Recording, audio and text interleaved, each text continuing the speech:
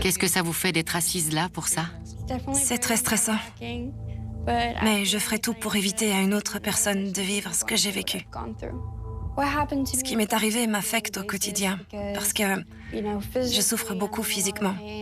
Je ne peux plus faire autant de choses qu'avant. C'est la première fois depuis 2 ans que je sors du lit aussi longtemps. Je n'aime pas sortir ou voir des gens. J'ai très peur de mon visage parce que les gens me fixent. Il me hante tous les jours.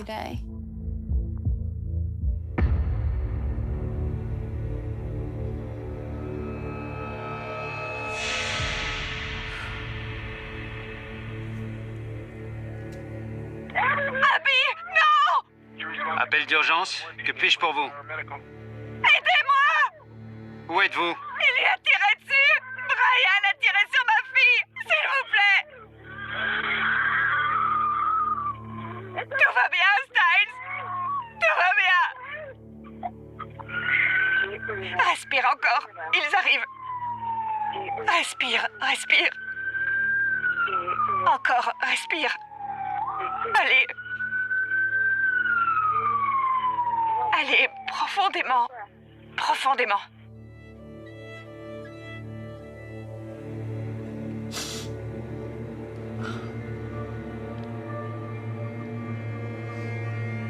C'était dur.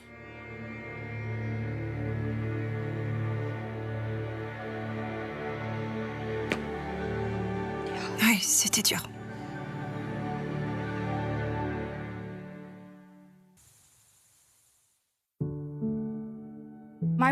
Mon petit ami au lycée s'appelait Brian States. J'avais 13 ans quand on s'est mis ensemble.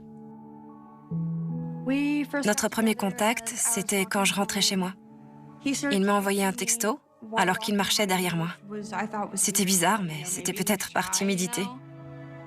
Il m'a parlé le lendemain et on a été amis quelque temps avant de se mettre finalement ensemble. Pendant la période après cette rencontre, Brian était charmant, très charmant. Il m'offrait des cadeaux et me traitait comme une princesse.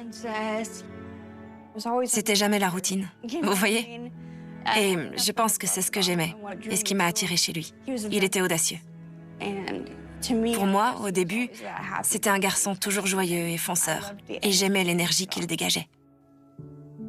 Il n'était pas comme les autres garçons que j'avais rencontrés.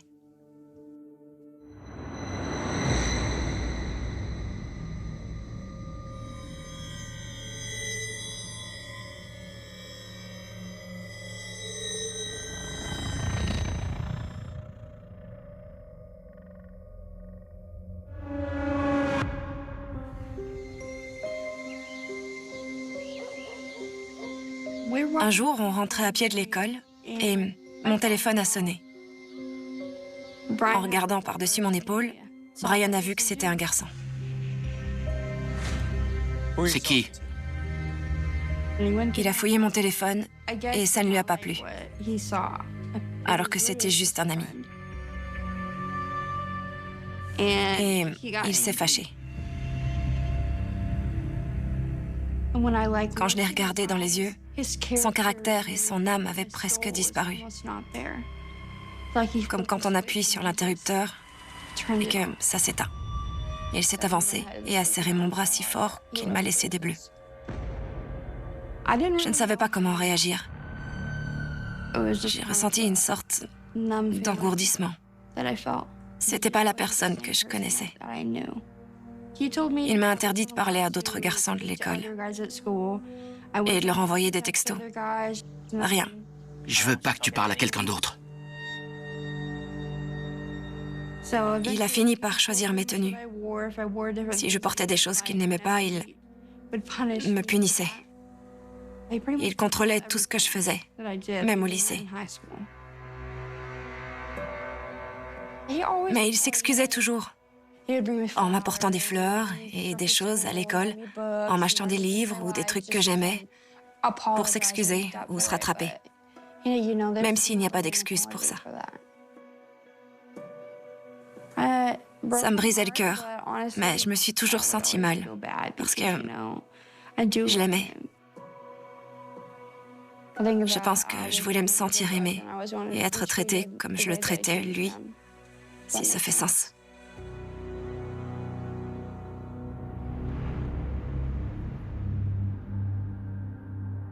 Il était toujours convaincu que je sortais ou que je parlais avec d'autres garçons. Il manquait d'assurance et il ne m'a jamais cru. La violence physique est montée d'un cran. Il me frappait, me lançait des objets, me criait dessus à tue-tête, et pour des broutilles. Au début, je me suis dit que c'était normal. On serre les dents, ça fait partie de la journée, et on continue d'avancer. Il est devenu quelqu'un qui me faisait peur et qui me terrifiait absolument chaque jour. Des gens ont commencé à le remarquer. Un professeur m'a prise à part. Et il m'a dit « Je ne pense pas que ce soit correct. Sa façon de te traiter et la façon qu'il a eue de t'attraper ne sont pas correctes. » Brian m'avait battue la veille pour une raison futile et j'avais les jambes couvertes de bleu. Le professeur m'a fait une remarque à ce sujet. J'étais gênée, mais j'ai menti pour protéger Brian. Et les professeurs n'ont pas insisté. J'aurais aimé qu'il le signale ou qu'il fasse quelque chose.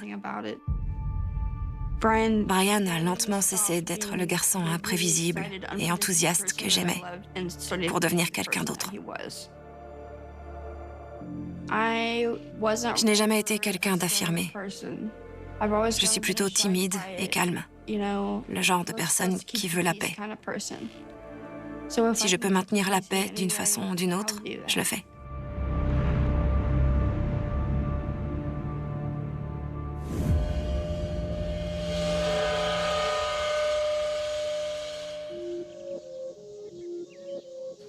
Un jour, Brian était chez moi et sur son téléphone, j'ai vu s'afficher le nom d'une fille. Je me suis dit, tiens, je vais regarder. Elle disait, à quelle heure on se voit tout à l'heure? Ça m'a mise hors de moi, parce que je supportais tellement de choses que je me suis sentie trahie par l'attention qu'il donnait à une autre. Ça m'a brisé le cœur. J'étais très triste. J'ai pris une photo avec mon propre téléphone. J'avais beaucoup trop peur de lui. Je ne lui ai donc rien dit. J'ai attendu qu'il soit chez lui pour lui envoyer un texto. Ça disait « J'ai vu que cette fille t'a écrit. Je sais que t'as prévu de sortir avec elle plus tard. J'ai pris le message en photo. J'en ai la preuve. Tu pourras pas l'effacer ou le nier. » Puis j'ai ajouté « C'est fini, je veux plus continuer. S'il te plaît, laisse-moi tranquille. » Je me suis sentie forte de pouvoir lui dire « J'arrête.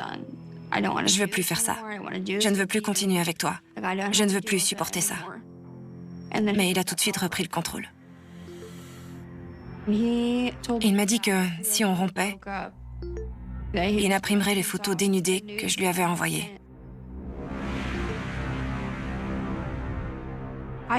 J'avais fait l'erreur de lui envoyer des photos de moi nue parce que j'étais une enfant et que je n'avais pas réfléchi aux conséquences. Et il m'a dit qu'il les afficherait dans toute l'école.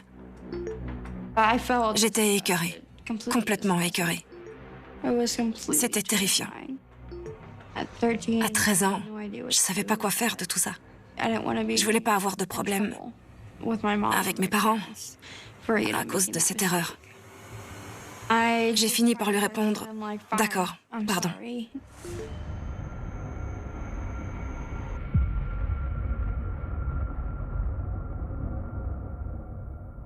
Et je suis restée avec lui. J'avais l'impression de devoir m'excuser pour qu'il arrête d'être comme ça. Pendant toute cette période, jusqu'à ce qu'il me tire dessus, j'ai eu l'impression que c'était moi qui fautais. Que c'était moi qui agissais mal et qui le blessais. Il a réussi à me convaincre que j'étais responsable de cette situation. Si je pouvais revenir en arrière et me parler à moi-même, je me dirais de partir, de me sauver. Tant de blessures, de regrets et de souffrances. Si je pouvais parler à la petite Abby et lui dire qu'elle en vaut la peine et qu'elle est belle, je le ferais, sans hésiter.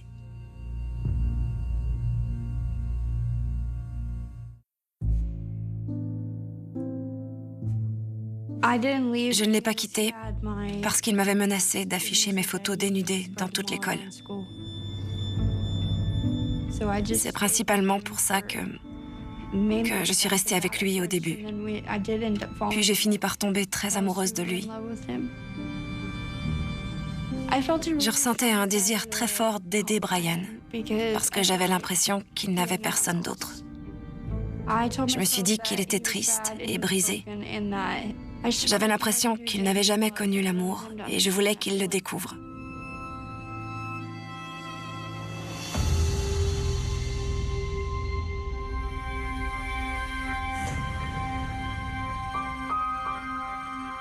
Les seules marques d'affection que manifestait Brian, c'était par le sexe, rien d'autre.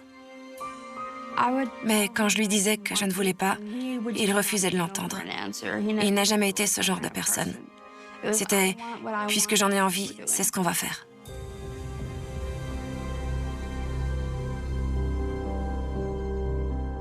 Un jour, il m'a agressée sexuellement. Et j'en pouvais plus. J'étais en colère, parce que je prenais soin de lui et je le respectais. Alors, pourquoi il me dégradait comme ça? Brian, il savait ce qu'il faisait et il comprenait le mal que ça me causait. Mais il s'en fichait. Tu peux pas me traiter comme ça. De quoi tu parles? Je pars. Je lui ai dit que je rompais et il a perdu la tête.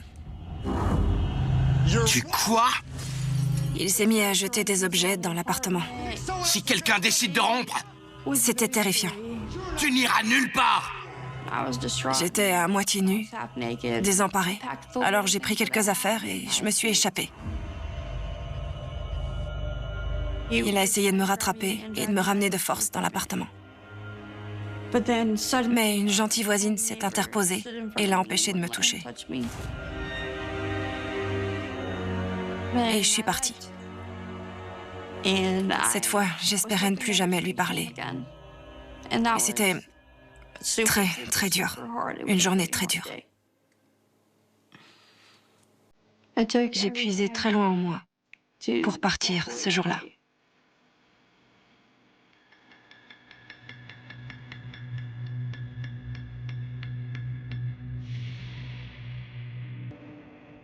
Le harcèlement a alors commencé. Chaque fois que j'étais quelque part, il y était. Chaque fois que je regardais par la fenêtre, il était garé dans la rue. Il m'envoyait des emails chaque jour parce que je l'avais bloqué sur le reste. Il a fini par dire qu'il allait se suicider et il m'envoyait une photo de lui dans une baignoire avec des lames de rasoir. Mon ami s'était suicidé quand on avait 12 ans. Brian savait donc que ça me toucherait. J'ai fini par aller le voir pour m'assurer qu'il allait bien.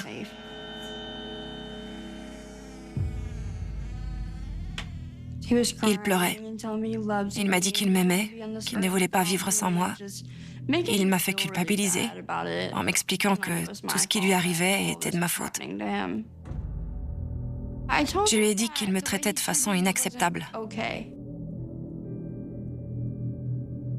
et que je ne voulais pas de ce type de relation. Il a dit « Je peux changer, je peux m'améliorer ». J'ai cru à tout ce qu'il me disait. C'est comme ça qu'il m'a ramenée à lui.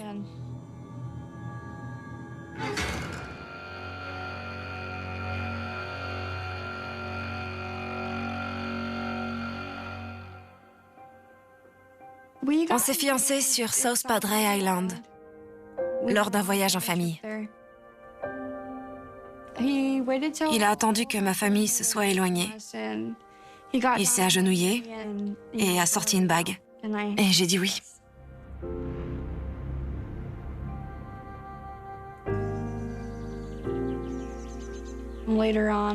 Plus tard, je suis allée au magasin pour acheter un test de grossesse. Puis je suis rentrée. Je n'en ai vraiment parlé à personne parce que je ne pensais pas que ce serait positif. Quand la deuxième ligne bleue est apparue, j'étais folle de joie. J'étais tellement heureuse. Je me souviens de l'avoir presque laissé tomber, tellement j'étais sous le choc. Je me suis retournée et Brian m'a dit « Quoi? Qu'est-ce qui va pas ?» Et en voyant le test, il est devenu livide. C'était bizarre. Je ne l'avais jamais vu dans cet état. Il n'y avait aucune émotion sur son visage. Il m'a dit qu'il ne voulait pas être père. Il m'a suggéré plusieurs fois de me faire avorter.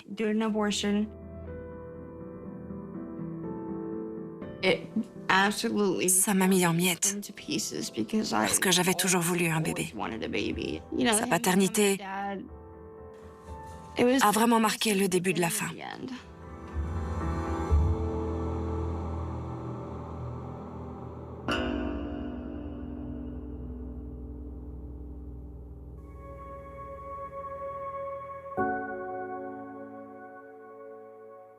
J'ai beaucoup aimé ma grossesse. J'ai adoré ça. Tout s'est bien passé. On a vécu chez mes parents jusqu'à la veille de l'accouchement. J'espérais qu'avec la naissance de Styles, on deviendrait une famille heureuse. Mais ça ne s'est pas du tout passé comme ça. Le retour de l'hôpital s'est déroulé normalement. Tout était normal.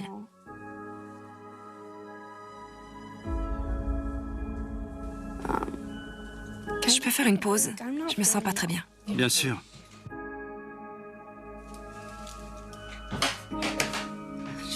Je me sens pas très bien.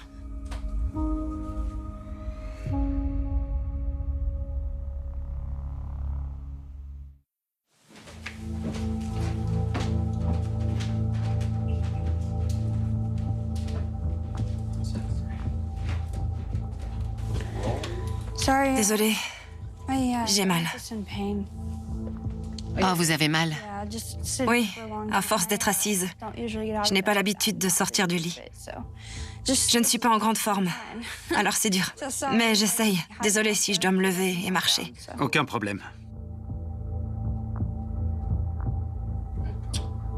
Interview 917, prise numéro 7.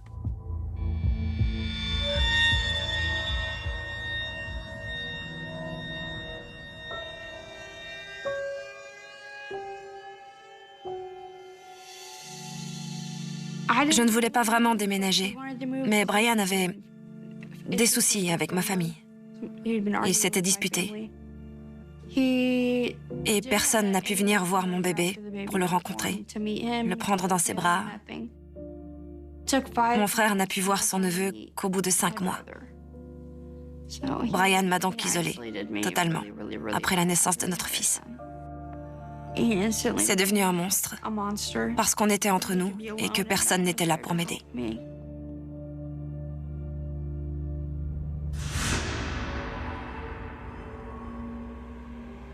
Je lui disais souvent qu'un bébé pouvait ressentir le stress et l'anxiété, mais il n'en a jamais tenu compte.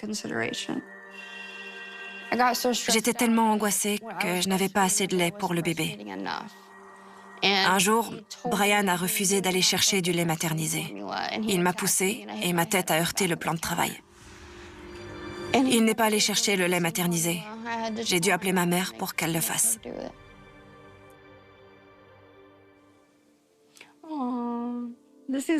C'est une photo de mon fils et moi quand il était tout bébé.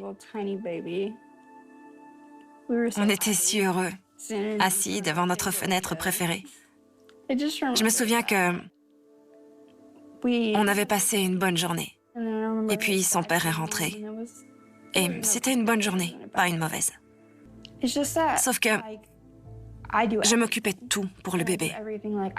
Je tirais mon lait, j'allaitais toute la nuit et toute la journée, sans aucune aide. Je faisais tout toute seule. Et c'était irréel, surtout pour une jeune maman qui n'a aucune aide. Un jour, Tu te fous de moi? Fainéante! Brian était furieux et dans tous ses états. Il me criait dessus parce que je m'étais endormie et que je n'avais pas fait sécher son pantalon de travail. Viens là! Lâche-moi! Viens là! Alors, il m'a traînée dans la salle de bain. Il m'a mis le visage contre la machine à laver et il m'a dit « Tu sais ce que c'est une machine à laver? Un sèche-linge? Tu sais comment ça marche? » Non! Brian, pitié!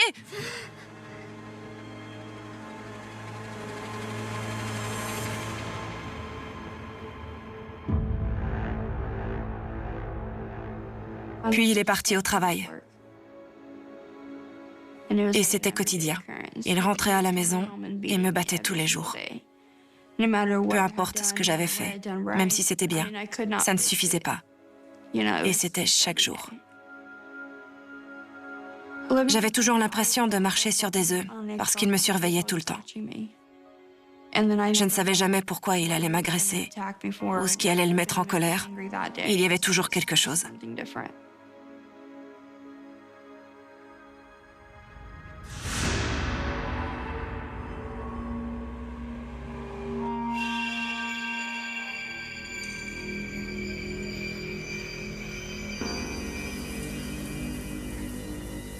Je prenais une douche et Brian ne voulait jamais porter le bébé ou le surveiller pendant que je me douchais. J'avais donc mis le transat juste à côté de la douche et mon fils s'est mis à pleurer. J'ai appelé Brian pour lui demander s'il pouvait venir le chercher. Brian! J'ai crié « Hé, tu peux venir m'aider ?» Et j'ai été prise d'une terreur instantanée. Je me suis dit « J'aurais même pas dû demander, j'aurais dû sortir de la douche. » Il est entré dans la pièce, hyper énervé. Il a arraché le rideau et il m'a prise par le cou pour m'étrangler. Il me serrait le cou avec ses deux mains jusqu'à ce que je décolle presque du sol. Je l'ai regardé dans les yeux et ils étaient noirs. Brian n'était plus là. Il était parti. Et il a serré jusqu'à ce que je m'évanouisse.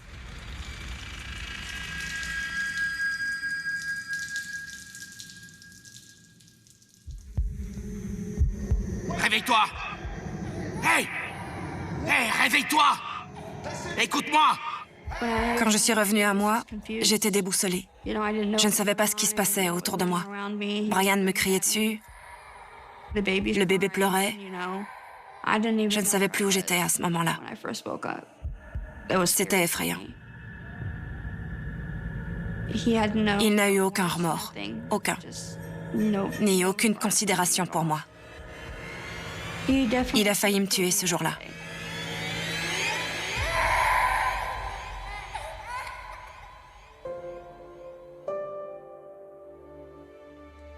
C'était fini. C'était la fois de trop. Et j'ai décidé de partir. J'ai attendu qu'il aille travailler et j'ai appelé ma famille. Je leur ai dit que j'étais couverte de bleu et que j'avais besoin d'aide. Ils sont tous venus. On a vidé la maison parce que quasiment tout était à moi. Et on est parti. Et en rentrant du travail, il a vu que sa maison, son fils et sa fiancée n'étaient plus là. À ce stade, c'était fini. Il n'aurait rien pu dire ou faire pour m'obliger à revenir.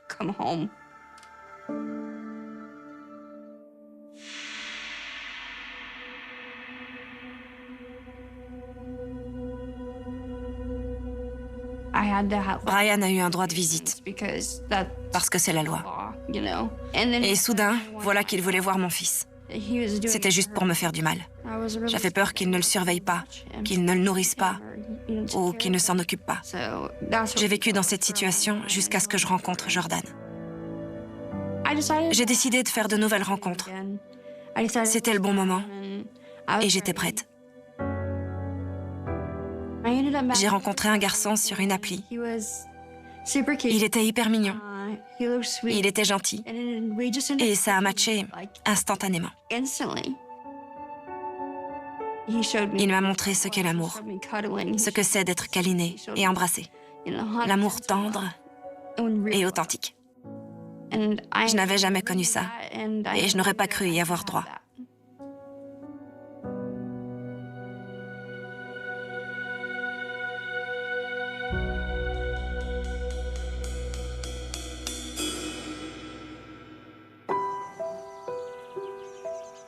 Brian m'a proposé de venir voir les gâteaux en forme de sucette qu'il avait fait pour l'anniversaire de mon fils.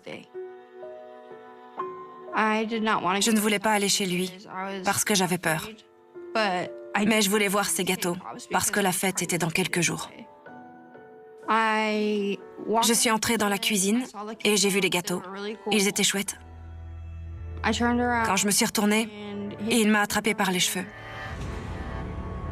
Il m'a traînée jusqu'au lit et il m'a violée.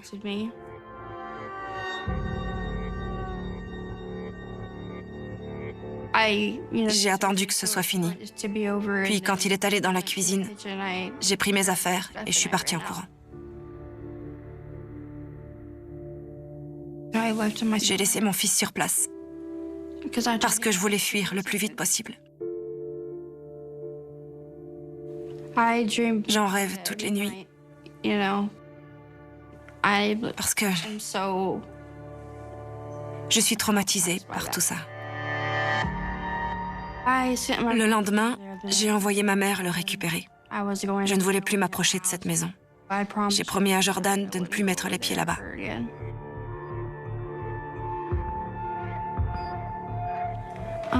Je me sens pas bien. À vrai dire, j'ai vomi au déjeuner, alors honnêtement, je me sens pas très bien.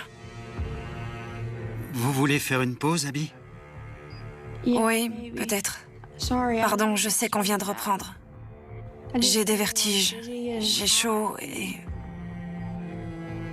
Ok, faisons une pause. D'accord. Désolée. Non, il n'y a pas de mal. Ne soyez pas désolé.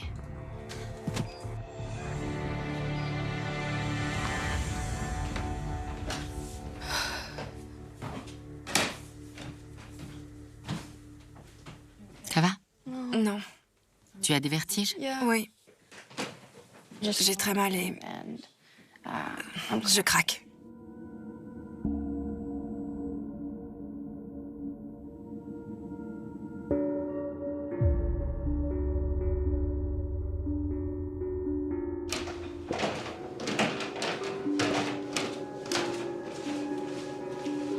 Bienvenue, Abby. Merci. Mettez ça sur votre t-shirt. Merci.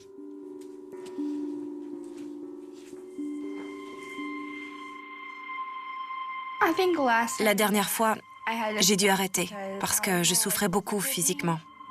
Mais ce n'était pas sous contrôle médical. Et puis, c'était mentalement éprouvant, plus que ce que je n'aurais cru. À la fin, je tombais littéralement de sommeil, tellement le fait d'évoquer les traumatismes du passé avait épuisé mon corps. La douleur physique est toujours présente. Mais pouvoir informer les gens, afin qu'ils n'aient pas à souffrir comme moi, est mon objectif ultime.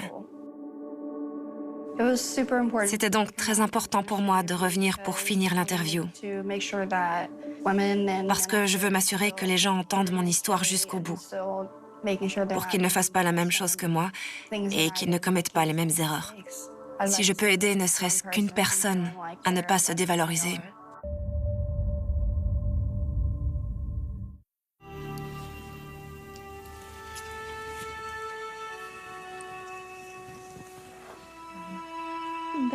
c'est moi.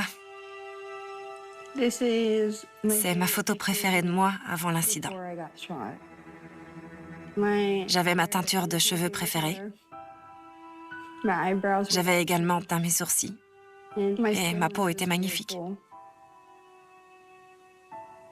Moi qui étais convaincue d'être très laide, avec le recul, j'aurais aimé savoir à quel point j'étais naturellement belle. C'est très dur. J'ai passé beaucoup de temps à regarder mes photos de l'époque. Je ne me reconnais plus du tout. Je pense que c'est la nouvelle Abby que je vois maintenant dans mes rêves. Alors, oui, ça fait bizarre de me voir sur d'anciennes photos.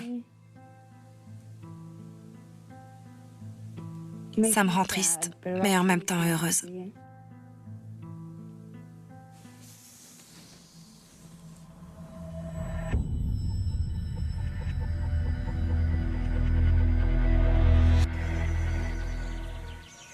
Je me suis réveillée le matin et j'ai envoyé un texto à son père pour qu'il dépose mon fils chez ma mère.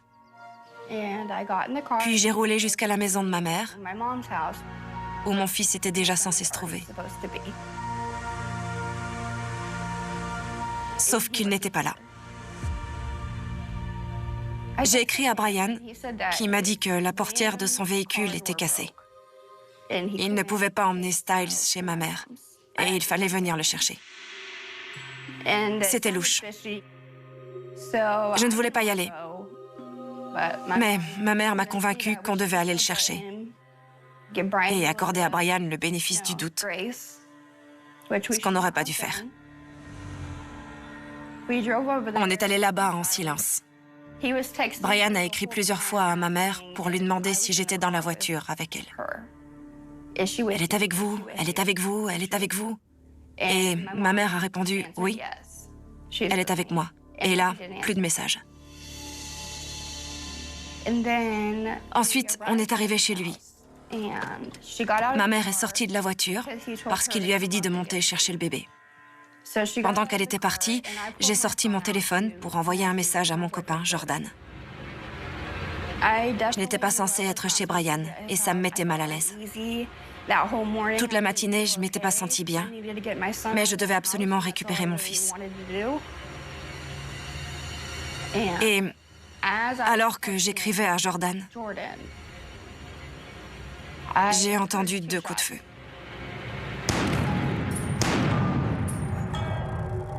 En levant les yeux, j'ai vu son visage, derrière le plus gros fusil que j'avais jamais vu. J'ai eu une fraction de seconde pour réagir. Alors, au 3e tir, j'ai levé les mains pour tenter de me protéger le visage en me tournant. Mais ça a atteint mon visage à travers les doigts.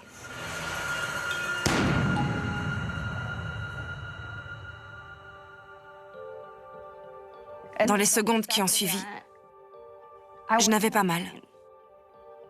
Je n'ai pas senti que j'avais été touchée à 2 autres endroits. Je pensais que c'était juste le visage. J'ai donc levé la main pour me toucher le visage, et quand je l'ai posé à cet endroit, il n'y avait rien. C'était un trou béant. Alors j'ai écarté ma main, et je me souviens avoir vu tout ce sang, puis d'avoir tourné la tête au maximum pour voir ma mère, parce que je voulais savoir où était mon fils. Je ne savais pas si mon fils était vivant dans cet appartement. Et c'est ce qui m'effrayait le plus. Puis, je l'ai entendu pleurer. Et à partir de là, j'ai su que j'allais continuer à me battre. Je ne pouvais pas mourir avec mon fils, là-bas. Alors j'ai résisté le plus fort possible. J'ai vu ma mère le couvrir de tout son corps en descendant les marches pour le protéger comme elle le pouvait, parce qu'on ignorait où était Brian.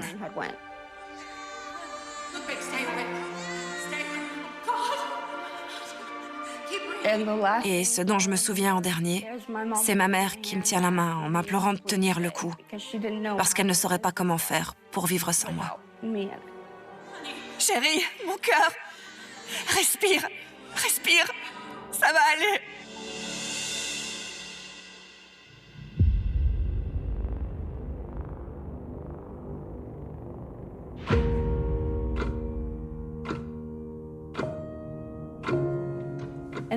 Je me suis réveillée à l'hôpital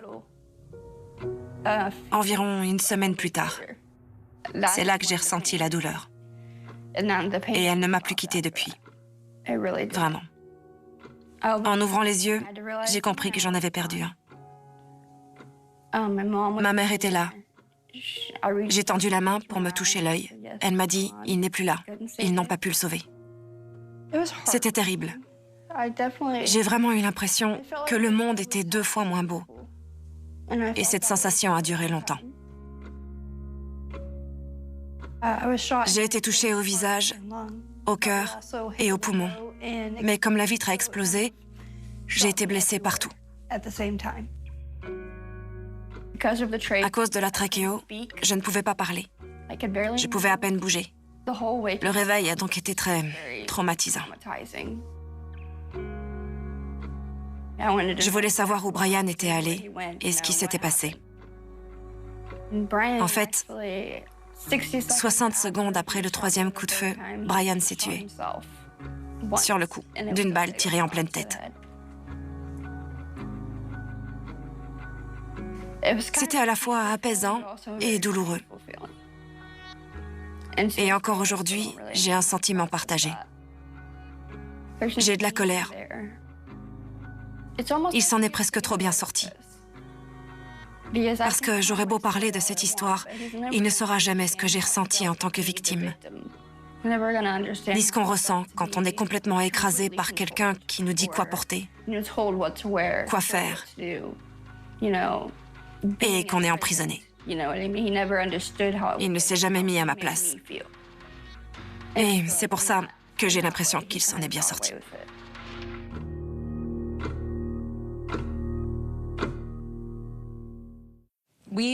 Pour chaque sujet traité, on contacte toujours les services de police. Ils nous ont envoyé l'appel d'urgence. Je ne l'ai jamais entendu. Vous voulez l'entendre? Oui. Rien ne vous y oblige. Oui, mais j'y tiens en fait. Je ne savais pas que c'était possible.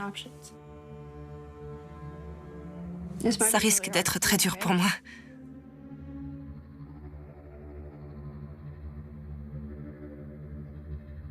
C'est la partie de ma mémoire qui me fait défaut. La seule partie qui me manque. Et vous êtes sur le point de la combler. Le dernier souvenir que j'ai, c'est ma mère montant dans la voiture.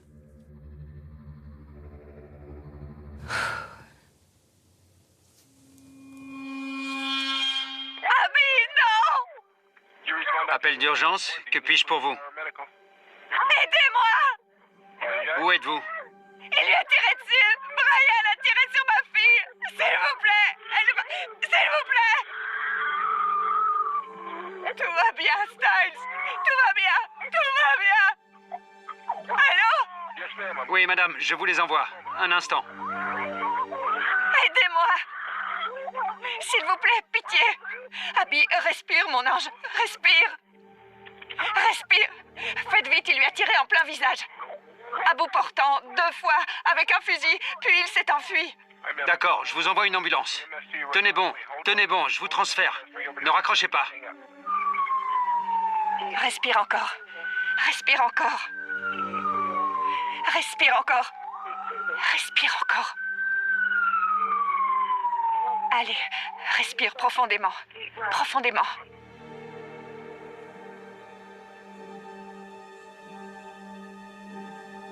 Wow.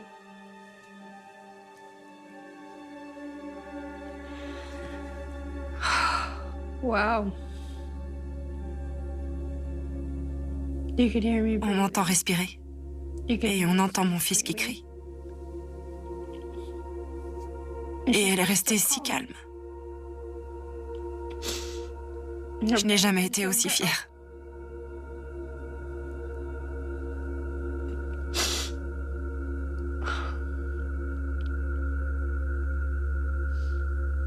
C'est le seul vide que j'avais.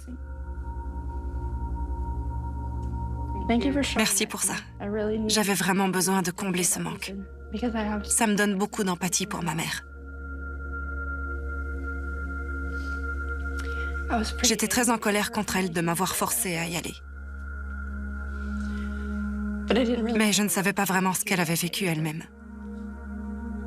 Oui, c'est très dur.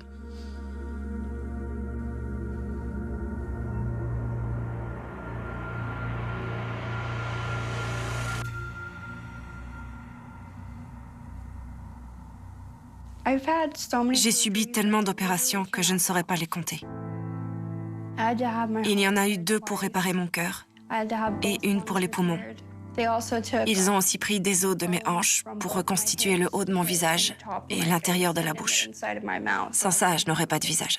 On voit que j'ai quelques cheveux ici, parce que la partie qui se trouvait là a été avancée ici, et la peau a été étirée jusque-là. Ça a été lourd. Je vais d'ailleurs subir une nouvelle intervention. Donc, oui, la route est encore longue. Le plus dur dans ce processus, c'est de devoir reconstruire entièrement sa vie depuis le début. Je souffre de douleurs chroniques. C'est le terme usité. Et c'est non-stop. Mais je bénéficie d'un soutien formidable, à tel point que je dois parfois leur demander de se calmer, parce qu'ils sont tous à fond derrière moi. C'est incroyable. Jordan est mon meilleur ami. Vraiment. C'est mon soutien, ma force. Il est tout pour moi.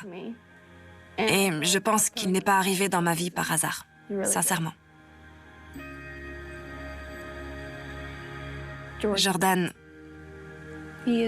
c'est mon meilleur ami, le meilleur au monde. Il m'apporte un bonheur incroyable. Et on a une belle vie.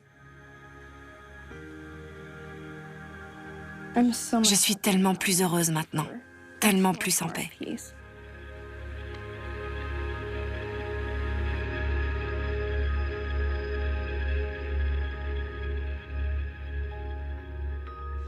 Salut, c'est encore Abby, la fille qui a reçu 3 balles. Une au visage, une dans le cœur et une dans le poumon. C'était très important pour moi de faire des vidéos pour commencer à transmettre mon message. J'ai longtemps pensé que c'était ma faute. Mais je tenais à vous dire que vous avez créé un tel réseau de soutien. C'est dingue. Merci à tous de m'écouter. C'était important de finir cette interview. Je ne me serais pas sentie bien de ne pas aller jusqu'au bout. Ça n'a pas été facile. Ça va? Je veux que les gens sachent qu'ils sont assez forts pour faire ce qu'ils veulent. Avec de la volonté, on peut tout réussir. Si j'ai survécu à 3 balles, vous pouvez le faire. Vous êtes assez fort pour faire tout ce que vous voulez. J'en suis profondément convaincue.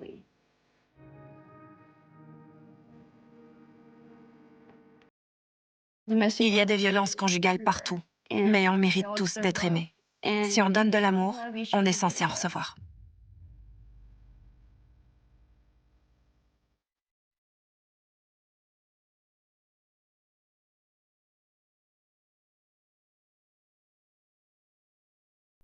It begins with a sound most people never notice, the dull metallic click of a subway turnstile snapping back into place just after midnight, the city breathing in as another night takes hold. New York, 2001. A year already soaked in anxiety, sirens, and unanswered questions.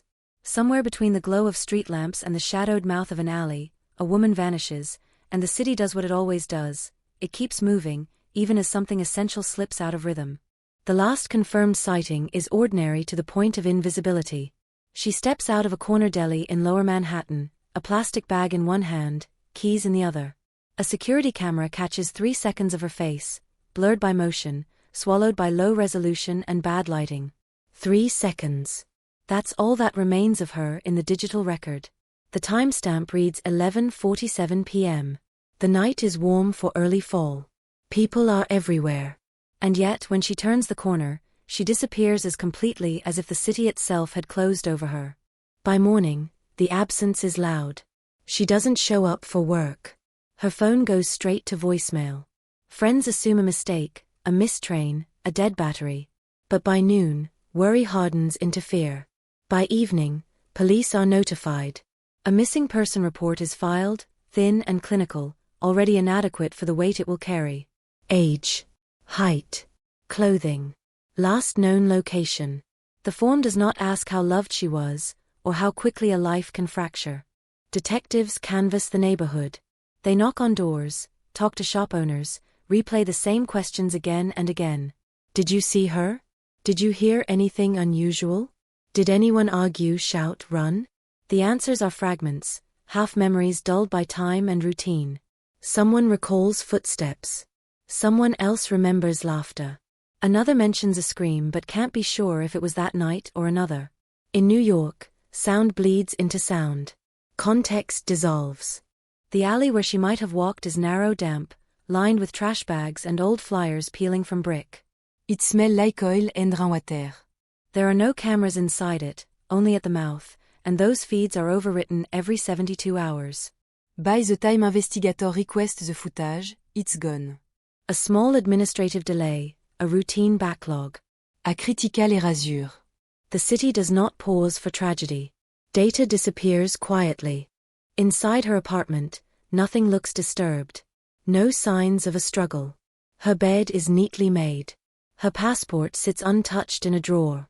The only anomaly is her laptop, powered off but warm, as if closed quickly. Forensic technicians dust surfaces, bag items, photograph everything twice. They find fingerprints, but nothing that doesn't belong. The space tells no story. Silence becomes its own kind of evidence. The media picks up the case quickly. A young professional. Vanished without a trace. Headlines bloom across tabloids and local news. Mysterious disappearance shocks neighborhood.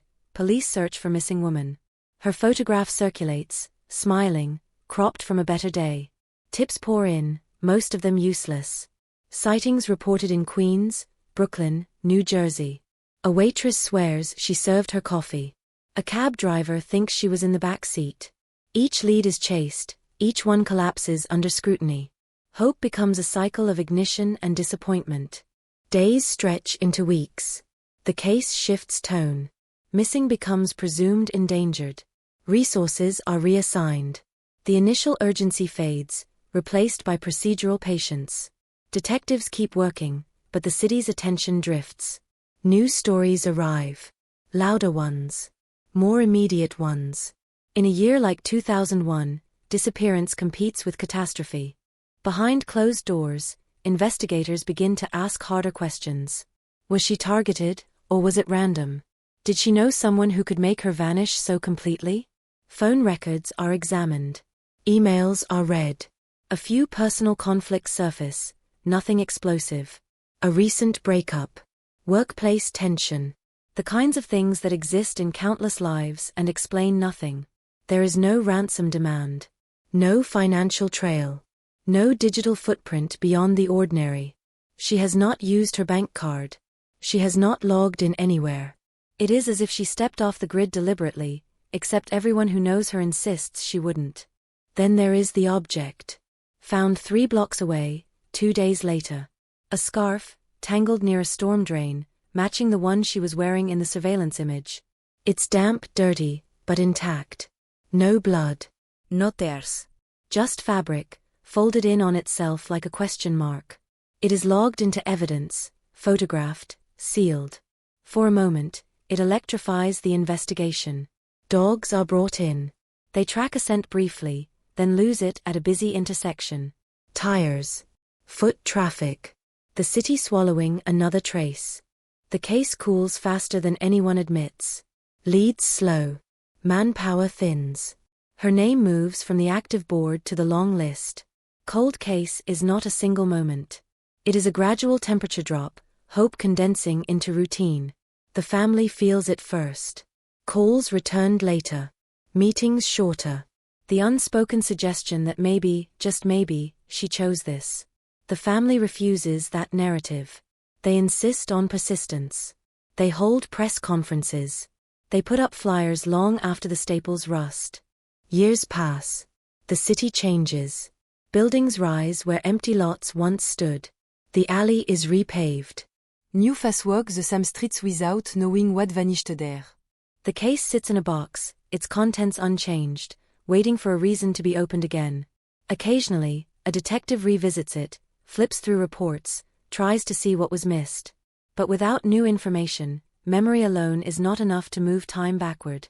Then, nearly 2 decades later, something stirs. A routine audit of evidence storage uncovers a mislabeled envelope. Inside it, à cassette tape. All. Dusty. Forgotten. The label is faded but legible enough to raise eyebrows. It references an interview conducted 3 weeks after the disappearance, marked low priority, never transcribed. À clerical oversight. À human error. The kind that changes everything when it's finally noticed. The tape is played in a quiet room, the sound warbling at first, then stabilizing. A male voice fills the speakers, nervous, uneven. He identifies himself, offers an alibi, then drifts. He mentions being near the alley that night, claims he saw nothing, then circles back, contradicts himself.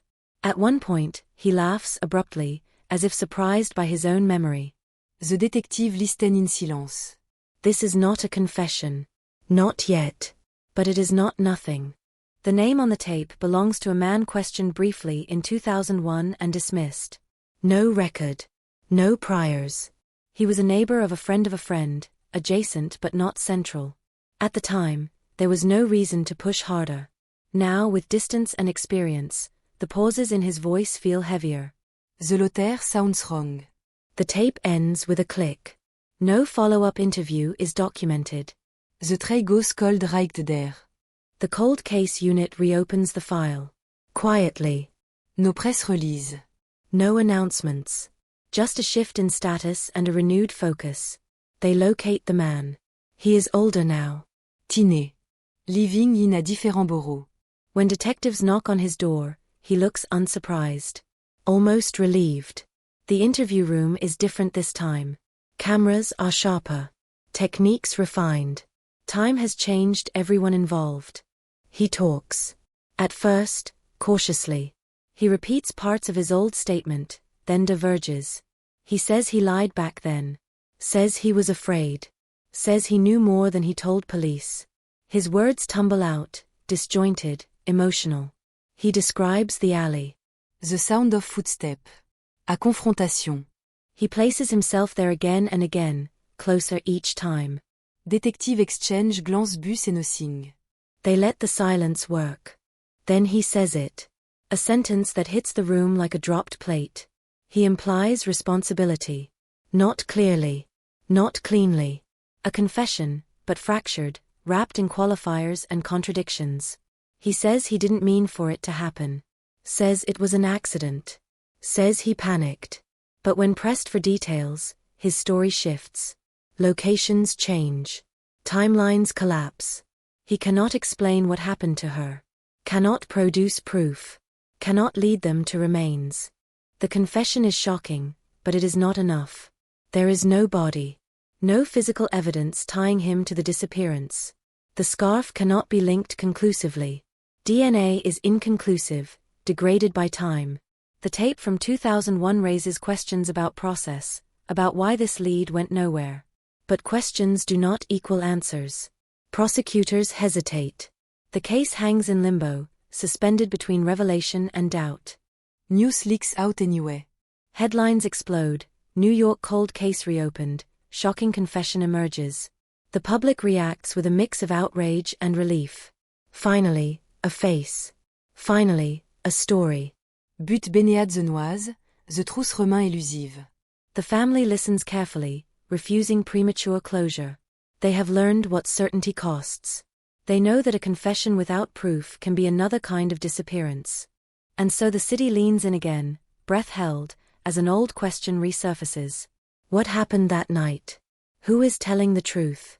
And how many answers were lost to time before anyone thought to listen again? The city reacts the way it always does when an old fear is dragged back into the light, with noise first and understanding later. News vans crowd sidewalks that no longer remember her footsteps.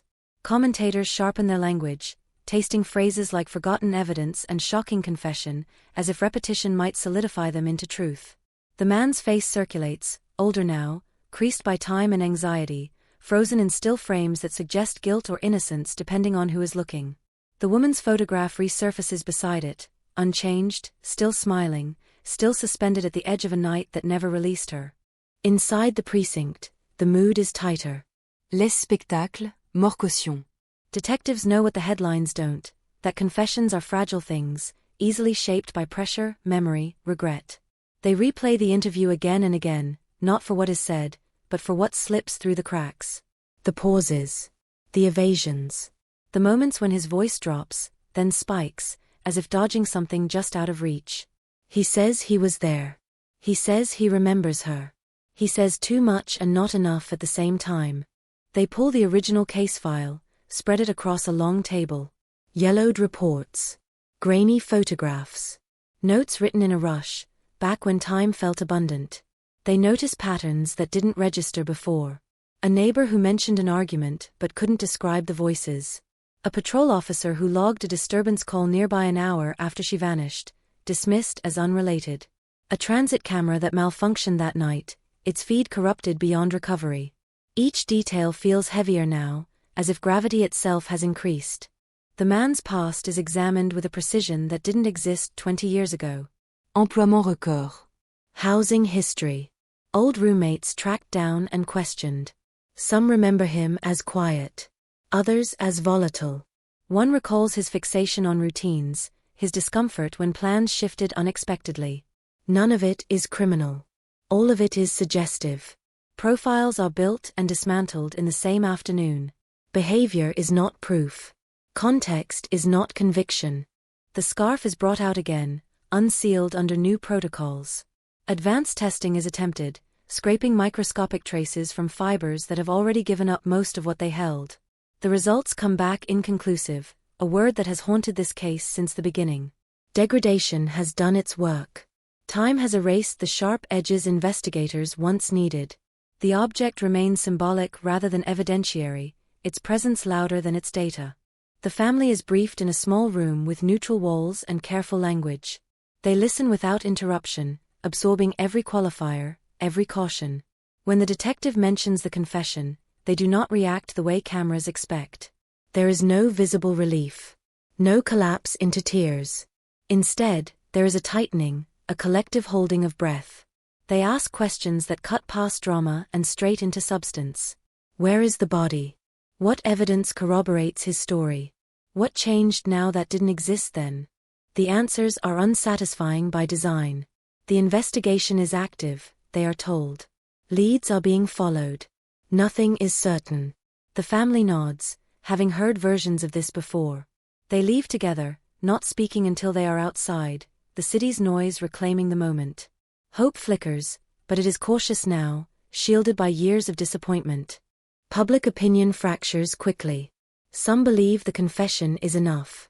They want closure, accountability, an ending that fits inside a headline. Others are skeptical, pointing to the absence of physical proof, the shifting narrative. Online forums erupt with theories. Amateur analysts dissect body language, freeze-frame interviews, map timelines with obsessive precision. The case becomes content again, stripped of its weight and repackaged for consumption. Investigators push forward anyway, methodical, insulated from the noise. They take the man back to the neighborhood, walk him through the streets as they were in 2001. He hesitates at certain corners, claims the landscape has changed too much to recognize. When he reaches the alley, he stops completely. His breathing changes. He says this is where it happened.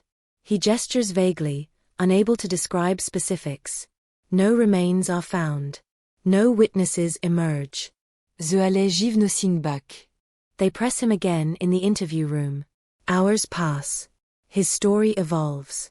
He admits to confronting her. Claims there was an argument. Says she fell. Says he panicked.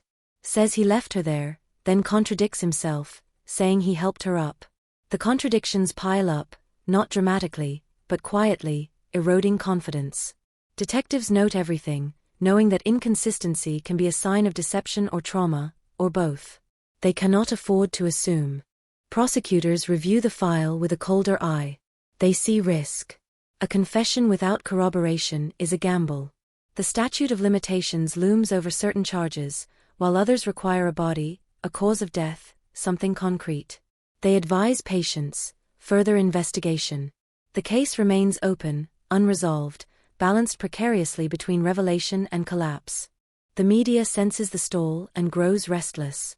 Without new developments, interest wanes, then surges again with rumors and leaks. Someone claims a search warrant was executed. Someone else insists charges are imminent. None of it is confirmed. The narrative becomes unstable, fueled by speculation rather than fact. The family watches from a distance, protecting themselves from the churn. Inside the department, a younger detective pores over the 2001 interview logs, searching for what was overlooked. They notice the cassette tape was referenced once, briefly, then never again. No transcription. No follow-up. The oversight gnaws at them. They imagine how different things might have been if someone had listened more closely back then, if time had been kinder, if systems had been tighter. Regret is a dangerous indulgence in investigations, but it lingers anyway. They locate the original interviewer, now retired. He remembers the man vaguely. Says he didn't strike him as a priority at the time. There were stronger leads, louder suspects. Resources were stretched. The city was distracted. He says this without defensiveness, just resignation. The explanation makes sense. It does not make it easier. As weeks turn into months, the case settles into a familiar tension. Active, but stalled. Promising, but unproven. The man remains free, watched, questioned, his life narrowed by scrutiny. He gives another statement, this one more controlled, less emotional. He retracts certain claims, clarifies others. Defense attorneys circle, preparing for possibilities that may never materialize. The family marks another anniversary without answers. This time, there is a difference. The question is sharper, more focused. It has a name attached to it. But naming something does not explain it. They grapple with the possibility that the truth may be messier than justice allows, that even now, after all this time, certainty may remain out of reach. The city moves on, as it always does, but the case lingers in its undercurrents. Detectives carry it with them into other investigations, a reminder of how quickly urgency fades, how easily details slip through cracks. They are more careful now, more deliberate. The cost of that lesson is written in a file that refuses to close. Late one night, a detective listens to the old tape again, alone in the office. The man's voice fills the room, distorted but unmistakable. At one point, there is a sound in the background, faint but persistent. A hum. Traffic, maybe. Or something else. The detective rewinds, listens again, isolating frequencies, chasing ghosts in static. It may be nothing. It may be something missed twice now. The tape clicks to an end. Outside, the city hums, unaware of the quiet war being waged against time and doubt. Somewhere between memory and evidence, the truth waits, if it exists at all. The cold case remains open, its temperature rising just enough to keep everyone leaning in, afraid to blink, uncertain whether what they are chasing is resolution or another illusion shaped by need. And as the investigation continues, one thing becomes painfully clear: reopening a cold case does not bring answers back intact. It fractures them, multiplies them, forces everyone involved to confront not just what happened, but what might never be fully known. Time behaves differently once a case is reopened. It no longer moves forward in clean increments but folds back on itself, dragging old moments into the present until everything feels simultaneous. For the detectives, every new hour is shadowed by 2001, by decisions made under different pressures, with different tools, in a city that believed urgency alone could outrun uncertainty. Now urgency has returned, but it carries the weight of hindsight, and that weight slows everything down. They begin with the forgotten edges, the people who brushed against the night without ever stepping fully into it. A deli clerk who worked the late shift back then, now living 2 states away, remembers her vaguely, remembers ringing up a bottle of water, remembers nothing unusual. A building superintendent recalls hearing voices outside around midnight but never called it in because arguments were common, noise a constant companion in that neighborhood. Memory, stretched thin by years, becomes unreliable, bending to suggestion, filling gaps with assumption. Investigators know this and proceed carefully, aware that every question risks reshaping the answer. The man's movements on the night of her disappearance are reconstructed with forensic patience. Credit card receipts place him within a 10-block radius. Cell phone data from that era is crude, offering only general location, but it aligns with his claim of being nearby. Nearby is not enough. Proximity alone does not convict, but it refuses to be ignored. Detectives map his route, overlay it with hers, look for intersections where paths might have crossed. The map fills with lines, then questions. They return to the alley again, not because they expect it to speak, but because revisiting space sometimes unlocks memory. Ground-penetrating radar is deployed quietly, without spectacle. The results show disturbances, but nothing definitive. Utilities. Old repairs. The city's layered history imprinted beneath the surface. No remains. No closure. Just another confirmation that the physical world has been altered too many times to hold onto secrets cleanly. The confession, such as it is, becomes the axis around which everything turns. Prosecutors dissect it line by line, comparing statements across interviews, flagging inconsistencies, measuring plausibility. They know juries are suspicious of delayed confessions, especially ones that emerge after media attention resurfaces. They know defense attorneys will frame it as coercion, as the product of pressure and fading memory. Without independent corroboration, the risk of collapse is high. Justice demands restraint, even when the public demands action. The family is caught in between.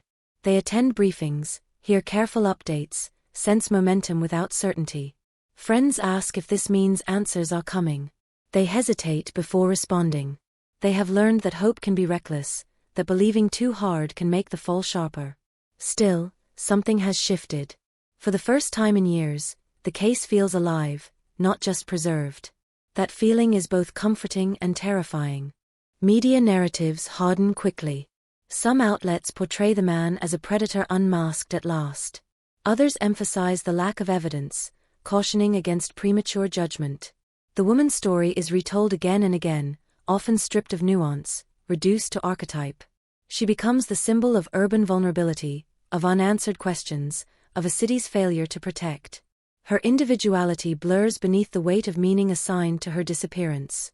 Inside the interrogation room, the man oscillates between defensiveness and fatigue. He asks when this will end.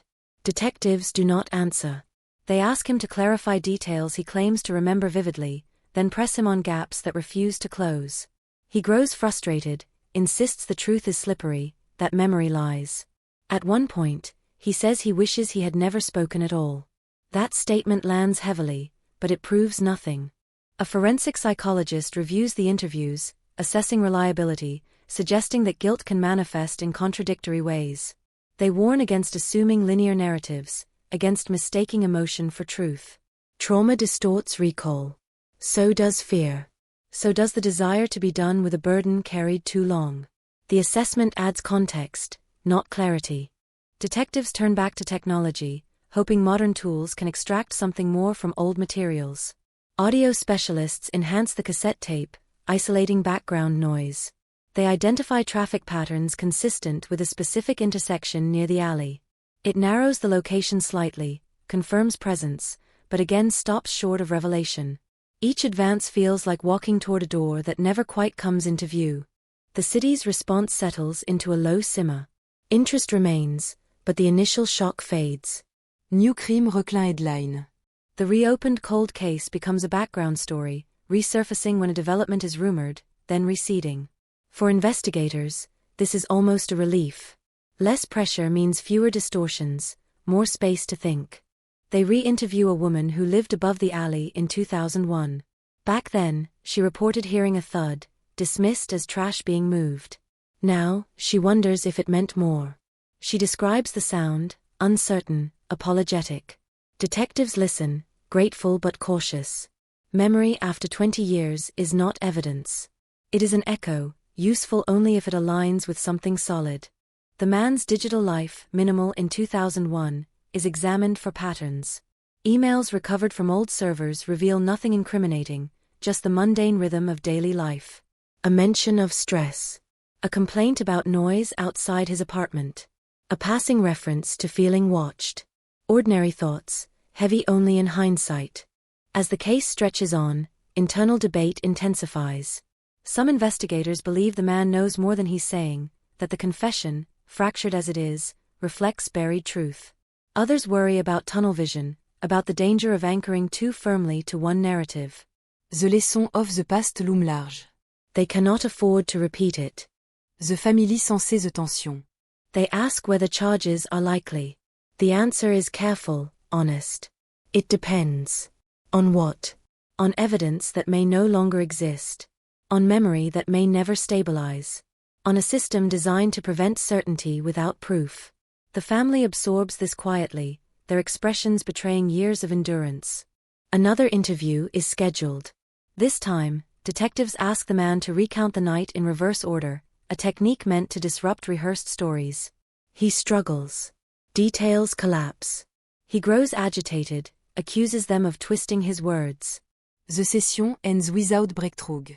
Still, something has shifted. His earlier confidence is gone, replaced by a rawness that suggests either guilt or exhaustion. Again, the line between the two blurs. Prosecutors review everything again. They request additional corroboration. Investigators return to the field, chasing slim possibilities because slim is all that remains. A trash route that passed through the alley that night is traced. The driver remembers nothing. Records show no anomalies. Another door closes softly. The cold case unit holds a meeting late one evening. They speak candidly about limitations, about the risk of forcing an ending where none may exist. They remind each other that reopening a case does not guarantee resolution, that sometimes the most responsible outcome is acknowledging uncertainty. This does not feel like defeat, but it does not feel like victory either. The family way. The city waits, whether it knows it or not. The man waits too, suspended in a state of scrutiny that has no clear endpoint. The investigation continues, moving incrementally, driven by diligence rather than hope.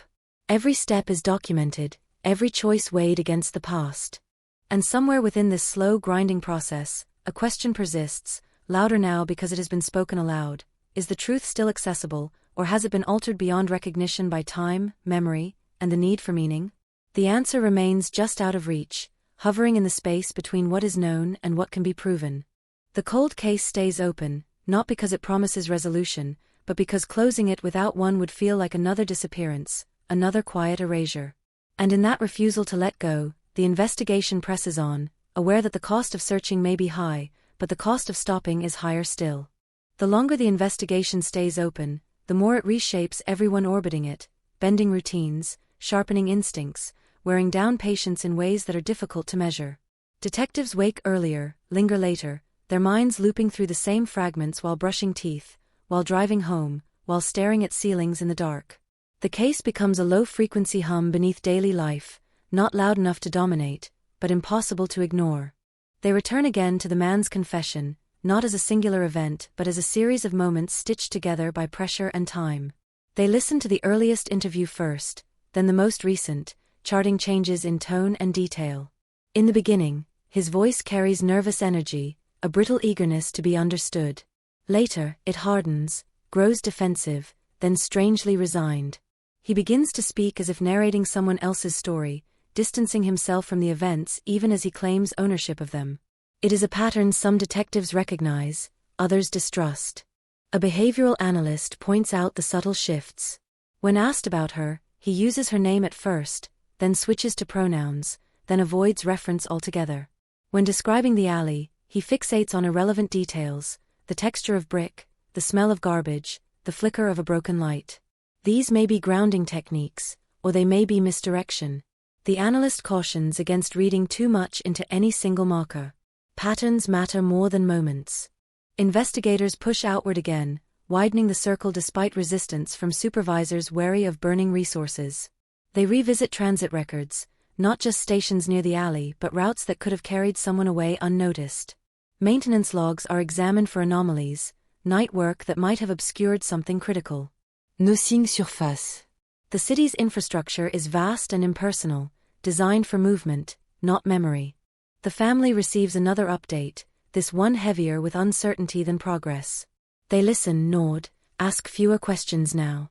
Not because they care less, but because they have learned which questions lead nowhere. They ask instead about process, about care, about whether the case is being handled with the seriousness it deserves.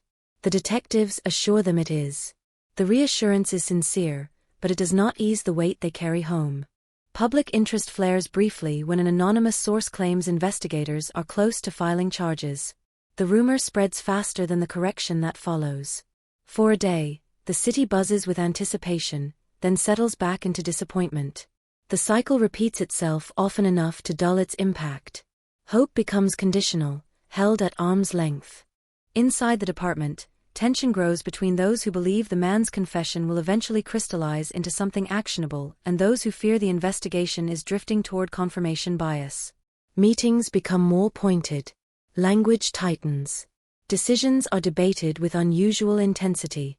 No one wants to be responsible for missing something again, but no one wants to force a conclusion that cannot withstand scrutiny. They conduct another walkthrough with the man, this time at night, recreating conditions as closely as possible. Street lights hum. Traffic echoes off buildings.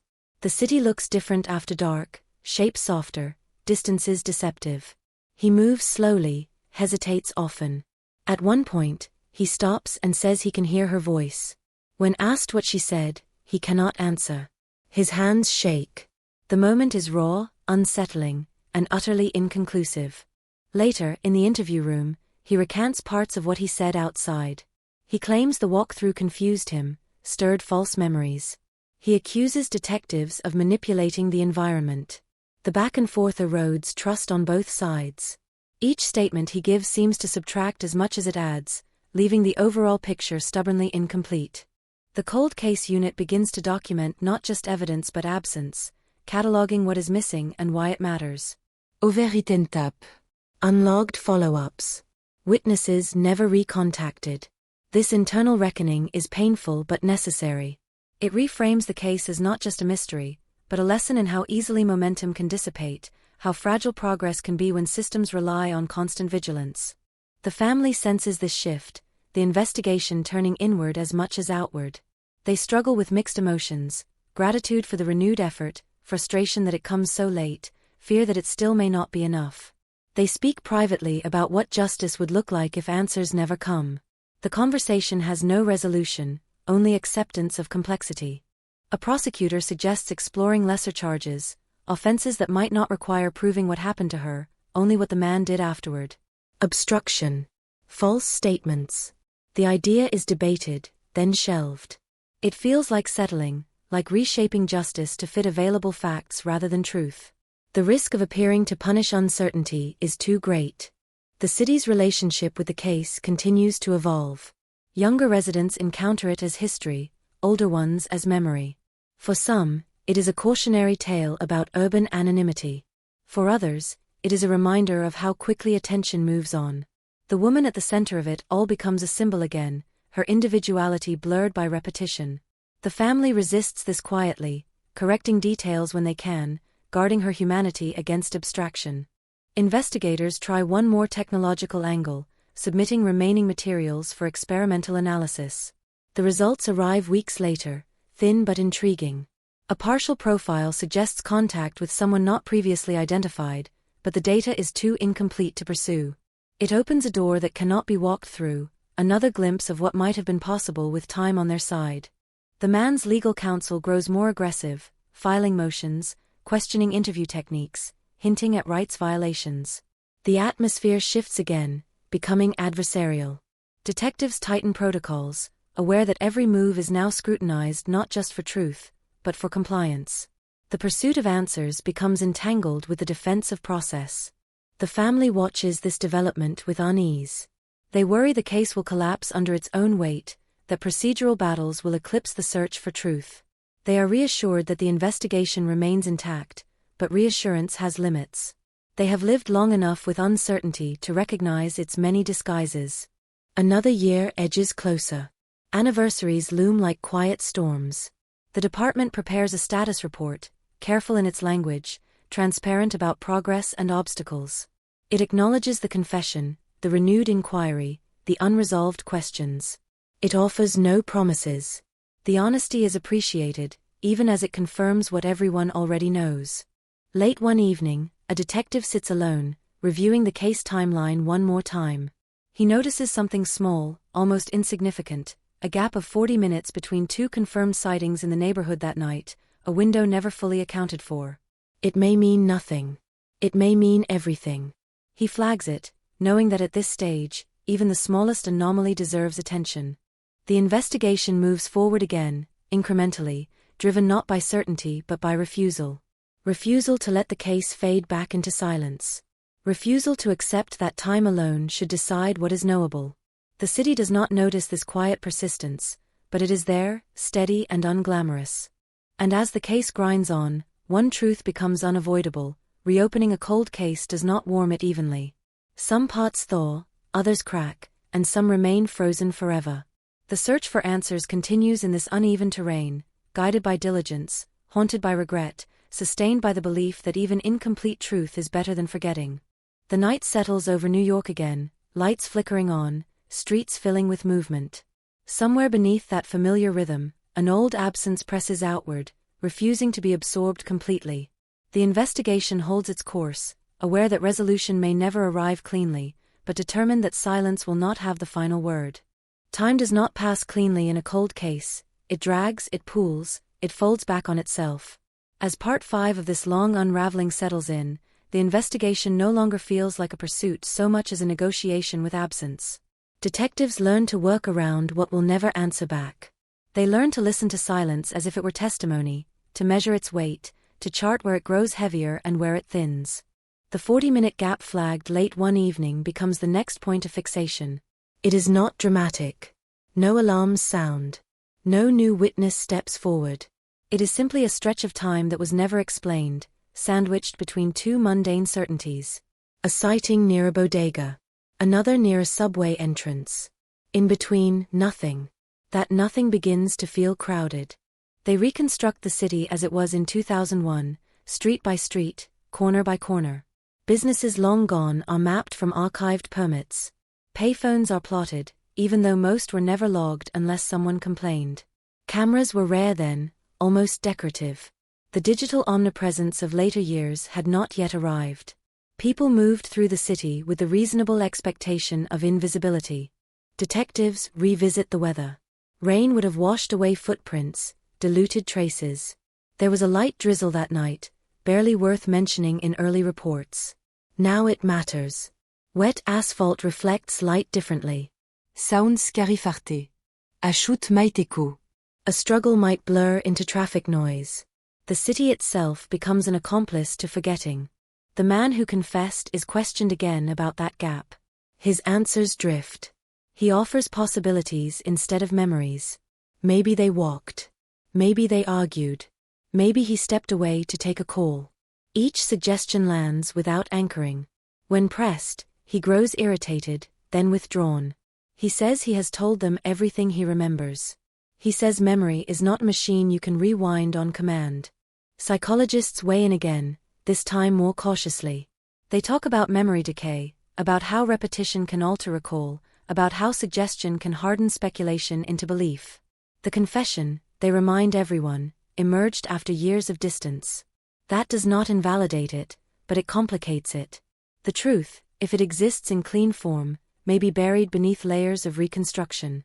The detectives begin re-interviewing peripheral witnesses, people who brushed past the night without realizing it mattered. A cab driver who worked a similar route. A building superintendent who remembers hearing voices but cannot place the date. A woman who lived above the alley and recalls a slammed door sometime around midnight. Each account is partial, frayed at the edges, but together they form a low murmur of possibility. None of it breaks the case open. But none of it closes it either. The family follows these developments from a careful distance. They have learned not to lean too hard into updates, not to let each new detail dictate their emotional weather. Still, the 40-minute gap gnaws at them. Time has always been the enemy. Now it is also a suspect. Media interest resurfaces, drawn by the phrase reopened investigation, and the tantalizing word confession. Headline Charpenois reality blur. Reporters call, asking for reactions, for hope, for closure. The Family décliné interview. They do not want their grief reduced to a soundbite, or worse, to speculation. They have seen how quickly narratives can solidify around incomplete facts. Inside the department, pressure mounts again. Supervisors want milestones. Prosecutors want thresholds. The cold case unit wants patience. Meetings stretch longer, their tone more brittle. Everyone understands the stakes. A wrongful accusation would be catastrophic. Another quiet fade into obscurity would be unbearable. They attempt a new angle, examining financial records from that period. Bank withdrawals, credit card pings, anything that might map movement. The data is thin. Cash was king then. Digital footprints were light. Still, patterns emerge. Small withdrawals near transit hubs. A deposit delayed by a day. None of it screams relevance, but it whispers. The man's financial history is scrutinized alongside hers. There are overlaps, coincidences that could be innocent or meaningful. A shared ATM location weeks earlier. A convenience store receipt found among his belongings. He claims it proves nothing. He may be right. As the investigation stretches on, detectives begin to feel the subtle erosion that comes with prolonged uncertainty. Slip fragment. Conversation loop. Every new lead is weighed not just for its promise, but for its potential to disappoint. They become experts in managing expectation, a skill never taught but quickly learned. One detective, newer to the unit, voices what others have thought but not said aloud. What if the confession is false? What if the forgotten evidence points not toward guilt, but toward a desperate need to make sense of unresolved guilt? The room Gosquier. No one dismisses the idea. No one embraces it either. The case sits in that uncomfortable middle ground where multiple truths compete. They bring the man in again, this time with a different approach. Fewer accusations. More silence. They let him talk himself into corners. He fills the space with tangents, anecdotes, complaints. Occasionally, something sharper cuts through. A detail he hadn't mentioned before. A hesitation where there used to be confidence. These moments are logged, analyzed, debated. At one point, he asks a question of his own. If I didn't do it, he says, would you even believe me now? No one answers immediately. The question hangs, heavy and sincere. It is not a confession or a denial. It is something murkier. Doubt, perhaps. Or fear. The cold case unit compiles a new internal report, this one less about progress and more about probability.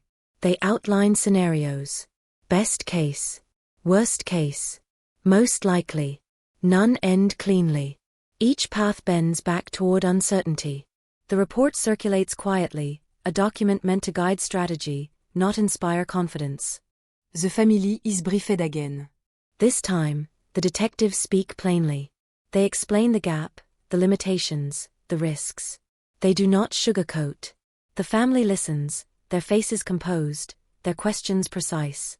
They ask what happens next. The answer is careful but honest. The investigation continues. There are no guarantees. Outside, the city marks time in its usual way. Seasons change. Buildings rise and fall. New crimes capture attention, then release it. The old case remains, a faint but persistent undertone. For some officers, it becomes a personal measure of endurance. For others, a reminder of why they joined in the first place. An unexpected development arrives in the form of a letter. Andritaine. Anonymous. It référence the alley, the Rhin, the sound of a train passing overhead. It claims knowledge without naming names. The language is vague, almost poetic. Detectives debate its authenticity. It could be a hoax. It could be a conscience stirring late. It could be nothing at all. They test the paper, the ink. They analyze phrasing, looking for tells. The letter yields no fingerprints, no DNA, no obvious trail. Still, it injects a jolt of energy into the room. Someone somewhere remembers something. Or wants to be seen remembering. The man is shown the letter. He reads it slowly, then scoffs. He says it sounds like a movie. He says anyone could have written it. But his hands shake just enough to be noticed.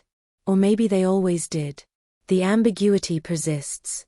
As months slide by, the investigation becomes less about breaking through and more about holding on. Holding on to standards. Holding on to empathy. Holding on to the belief that even if the case never resolves, the effort itself matters.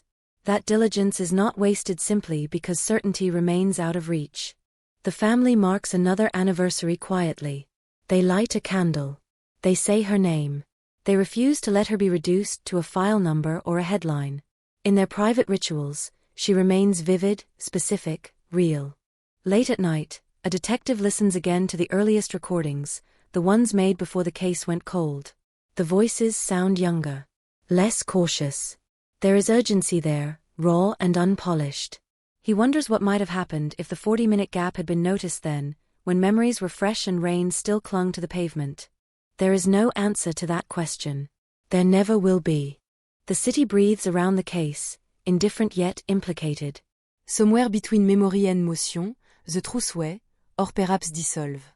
The investigation continues not because resolution is guaranteed, but because forgetting would be the greater failure. And in that refusal to forget, the cold case remains alive, unsettled, pressing forward through time, carrying its unanswered weight into another year. By the time the investigation slides into its 6th year of rebirth, fatigue has learned how to disguise itself as routine. The cold case no longer announces its presence with urgency. It lingers, embedded in calendars, in meeting agendas, in the quiet reflex of checking old files before leaving for the night. This is the stage where cases don't die suddenly. They thin out. They stretch. They test resolve. The anonymous letter refuses to fade. It sits in a clear evidence sleeve, ordinary and menacing at once. No threats. No names. Just fragments that align too closely with known details to be dismissed outright. The sound of the train. The rain hitting metal. A shadow near the alley's mouth. Things that were never public, or at least never meant to be. Detective argue about it in low voices. One camp believes the letter is memory leaking through guilt, delayed but genuine. Another sees it as opportunism, someone inserting themselves into a story that has resurfaced just enough to invite attention. Both sides agree on one thing: the letter changed the temperature of the room. They go back to the alley. It looks smaller now. Narrower. The city has pressed in on it over the years, squeezing space out of existence. A new building rises where a vacant lot once stood.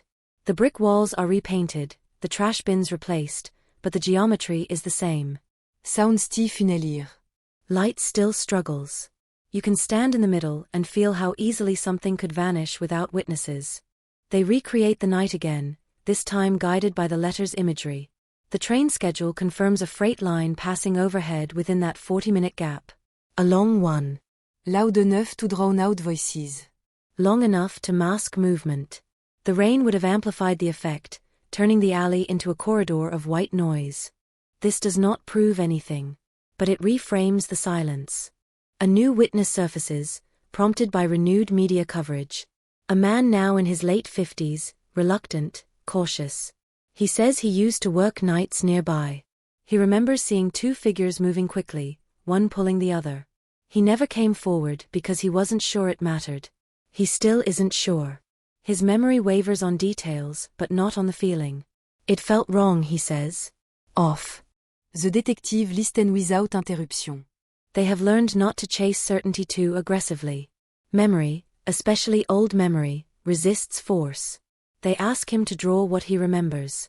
The sketch is crude, almost childlike, but the positioning aligns with the alley's layout.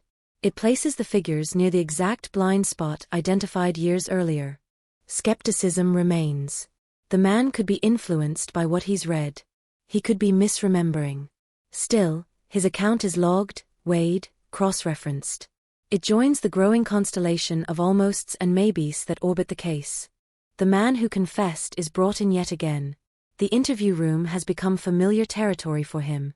Too familiar. He jokes nervously about it.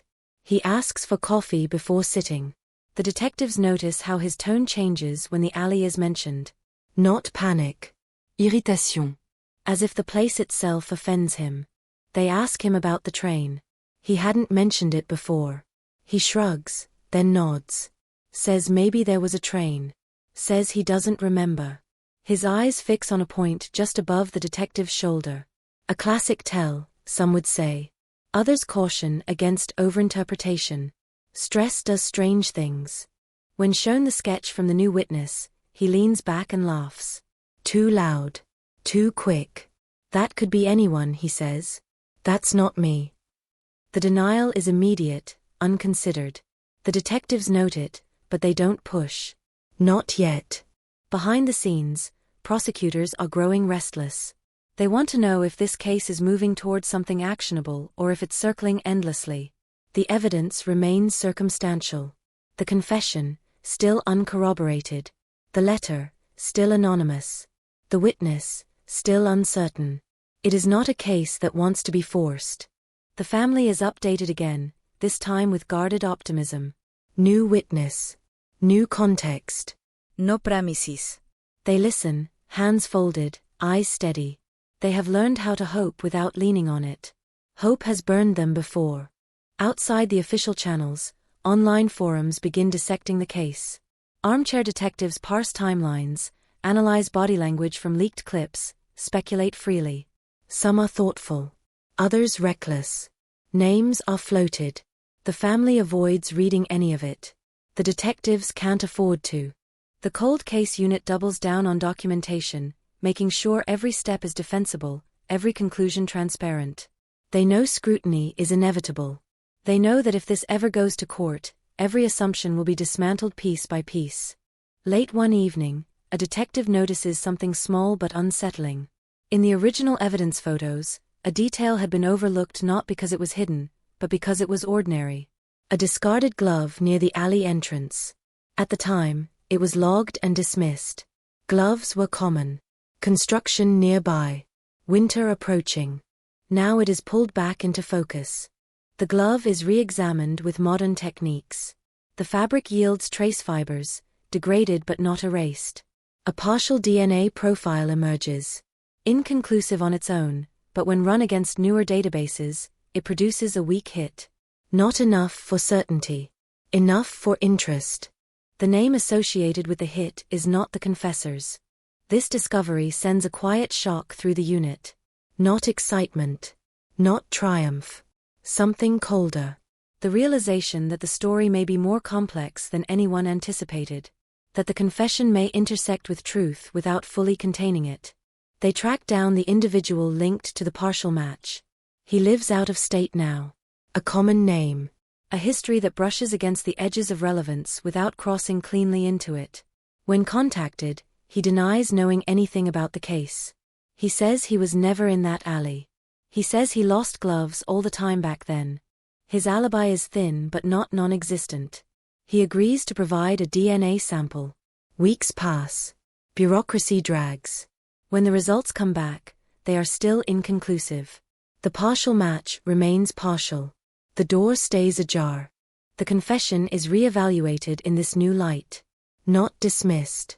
Recontextualized. The possibility emerges that the man may have been involved indirectly, or that his memory has fused with rumor, guilt, or fear. The psychology becomes as important as the forensics. A senior detective voices a thought no one wants to hear. What if there was more than one person involved? What if the case has resisted resolution because it doesn't conform to a single narrative? The room goes quiet again. Complexity is the enemy of closure. The family senses the shift. They ask fewer questions now, but sharper ones. They want to know if the investigation is expanding or unraveling. The answer is both. Another anniversary arrive. Another candle. Another year measured not in answers, but in persistence. The family stands together, surrounded by a community that still remembers, even if it doesn't know what to remember. The city moves on, but the alley does not. It waits. It absorbs foot traffic, rain, light, noise, and gives nothing back. Somewhere in its history, something decisive happened. Something that refuses to settle into a clean ending. The cold case presses forward, heavier now with new possibilities and deeper doubt. The confession no longer feels like a solution. The evidence no longer feels like coincidence. The truth, whatever shape it takes, seems to be retreating into layers, daring the investigation to keep going. And so they do. Not because they are close. Not because they are confident. But because stopping now would mean accepting that some questions are allowed to rot unanswered. In New York, in this case, that has never been an option. By the seventh movement of this long vigil, the case no longer behaves like an investigation. It behaves like weather. It settles into everyone's bones, changes the pressure in the room, makes people restless without knowing why. The cold case breathes now, slow and persistent, expanding and contracting as new details surface and old ones refuse to lie still. The partial DNA match becomes a quiet obsession, not because it points cleanly anywhere, but because it refuses to disappear. It is the kind of evidence that destabilizes confidence. Too weak to charge. Too specific to ignore. It sits there, a reminder that certainty is not a requirement for disruption. Possibility alone can be corrosive. The man linked to the glove is interviewed again, this time in person. He arrives defensive, posture tight, words clipped. He insists he barely remembers that year, that job, that part of the city. When asked about the alley, he shakes his head too quickly. Says he never went there. Says he had no reason to. The detectives let him talk, let the rhythm of denial stretch out. They are listening for cracks, not conclusions. None come. Not cleanly. He leaves angry but composed, the kind of person who knows how to exit a room without looking back. The detectives watch through the glass as he walks away, carrying with him the unresolved weight of maybe another ghost added to the file. Inside the unit, theories begin to multiply. They are careful not to let speculation harden into belief, but the human mind insists on patterns. One theory suggests the confession was an attempt to control a narrative spiraling beyond reach. Another suggests shared culpability, a night where responsibility fractured instead of landing squarely on one person. A third, quieter theory lingers at the edges, that the truth may involve someone who has never been questioned at all. The alley is surveyed again, this time with a different lens. Ingénieur console ton sound travel. Psychologists weigh how panic alters memory. Even urban planners are asked about foot traffic patterns in 2001, about how people moved before smartphones and ride-share apps rewired the city. The case absorbs disciplines it was never meant to hold. The family remains present but guarded. They attend briefings with the calm of people who have learned that emotional investment does not guarantee emotional return. Still, the strain shows in small ways. A pause before answering questions. A hand tightening around a coffee cup. They are living inside a timeline that never ends. Media coverage shifts tone. Early optimism cools into skepticism. Headlines hedge. Phrases like uncertain, developing, and unresolved reappear. Commentators debate whether reopening the case was a mistake, whether false hope is worse than none at all. The detectives ignore the noise. They have learned that public opinion is a distraction dressed as accountability. The confessor requests another meeting. Not through his attorney. Through a letter. Handwritten. Short. He says he needs to clarify something. The room stiffens when the message is read. Clarifications can mean anything. Retractions. Elaborations. Emotional bargaining. He sits down and begins talking before anyone prompts him. He says he's been thinking about the glove. Says it bothers him. Says he doesn't remember wearing gloves that night, but maybe he did. Maybe he borrowed one. Maybe someone else dropped it. His words stack without anchoring. The detective let the silence return. Then he says something new. He mentions a third presence. Not clearly. Not confidently. He says there was someone else nearby. Watching maybe. Or waiting. He says he didn't interact with them. He's not even sure they were real. He frames it as a feeling more than a memory. The detectives exchange glances. This is the kind of statement that can mean everything or nothing. They press gently. He grows agitated. Says he's not making it up. Says the night felt crowded even when it was quiet. Says he remembers looking toward the alley entrance and seeing movement, or thinking he did. When asked why he never mentioned this before, he shrugs. Says he didn't think it mattered. Says he didn't want to complicate things. Complication, of course, is the currency of truth. The interview ends without resolution, but the room feels altered. The confession, once singular, now feels porous. Less like an endpoint. More like a door left ajar. The unit debates whether this new detail is contamination or revelation. Memory is malleable, especially under pressure. But the consistency between the glove, the letter, the witness sketch, and now this vague acknowledgement is unsettling. Independent threads, each frayed, appear to be drifting toward the same dark center. They reopen a list long thought exhausted, persons of interest peripheral enough to avoid sustained scrutiny. Friends of friends. Co-workers. People who brushed past the victim's life without ever entering it. The list is longer than anyone remembered. Lives intersect briefly, then diverge, leaving behind traces too faint to follow until years later. One name resurfaces with quiet insistence. Not new. Not prominent. A background figure who was interviewed once and cleared quickly due to a solid alibi that now looks less solid under modern examination. Back then, time cards were accepted at face value. Supervisors were trusted. Digital verification was rare. They track him down. He has aged hard. Life has pressed lines into his face that suggest long-standing stress. He seems surprised to see detectives but not shocked. He listens carefully, answers cautiously. When asked about the night in question, his story is smooth, practiced. Too practiced, some think. He insists he was elsewhere. He provides names. Addresses. Those names are contacted. One has died. Un sacerdoce interrompu. A third hesitates before confirming, then qualifies. Says they were together, but not the whole night.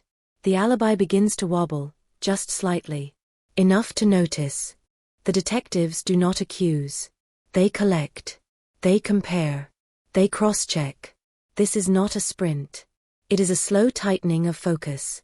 Meanwhile, the family is told that the scope has widened, that the case may involve more than one individual, that timelines are being reconsidered. They absorb this without visible reaction. Later alone, one family member admits what they haven't said out loud before. They are afraid the truth will be messier than justice can handle. Online, speculation intensifies. Names are floated recklessly. Innocent people feel the ripple effects. The unit issues a rare statement urging restraint, reminding the public that investigation is not indictment. The words feel thin against the tide of curiosity. Late one night, a detective revisits the anonymous letter. This time, not for what it says, but how it says it. The phrasing. The rhythm. It matches something else. An old voicemail transcript. A tip phoned in years earlier and dismissed as incoherent. The language overlaps. The metaphors echo. The tipster was never identified. The call came from a payphone. The voice was masked by static and passing traffic. At the time, it led nowhere. Now it feels different. Familiar. Intentional. They dig into phone records again, knowing the odds are slim. But slim is better than none. A pattern emerges. The payphone was used repeatedly by the same person over several weeks. Not just for that call. Others. Ordinary calls. A routine. A human habit. The location of that payphone is mapped. It sits 2 blocks from the alley. This does not close the case. It opens it wider. The investigation now stretches across overlapping shadows, each one hinting at presence without proof. The confessor is no longer the center. The glove is no longer incidental. The alley feels crowded with the unseen. The city hums on, indifferent and complicit. Somewhere within its noise, the truth continues to move, unobserved, unconfessed, unresolved. The cold case tightens its grip, not through answers, but through the growing certainty that the night in 2001 did not belong to one story, one voice, or one pair of hands. And as the 7th chapter of this long pursuit fades into the 8th, the question no longer is whether the case can be solved, but whether the truth, once uncovered, will be simple enough to recognize when it finally steps into the light. By the 8th turn of this relentless spiral, the investigation stops pretending that clarity is the goal. Clarity implies clean edges, a single shape emerging from the dark. What they are dealing with now is accumulation.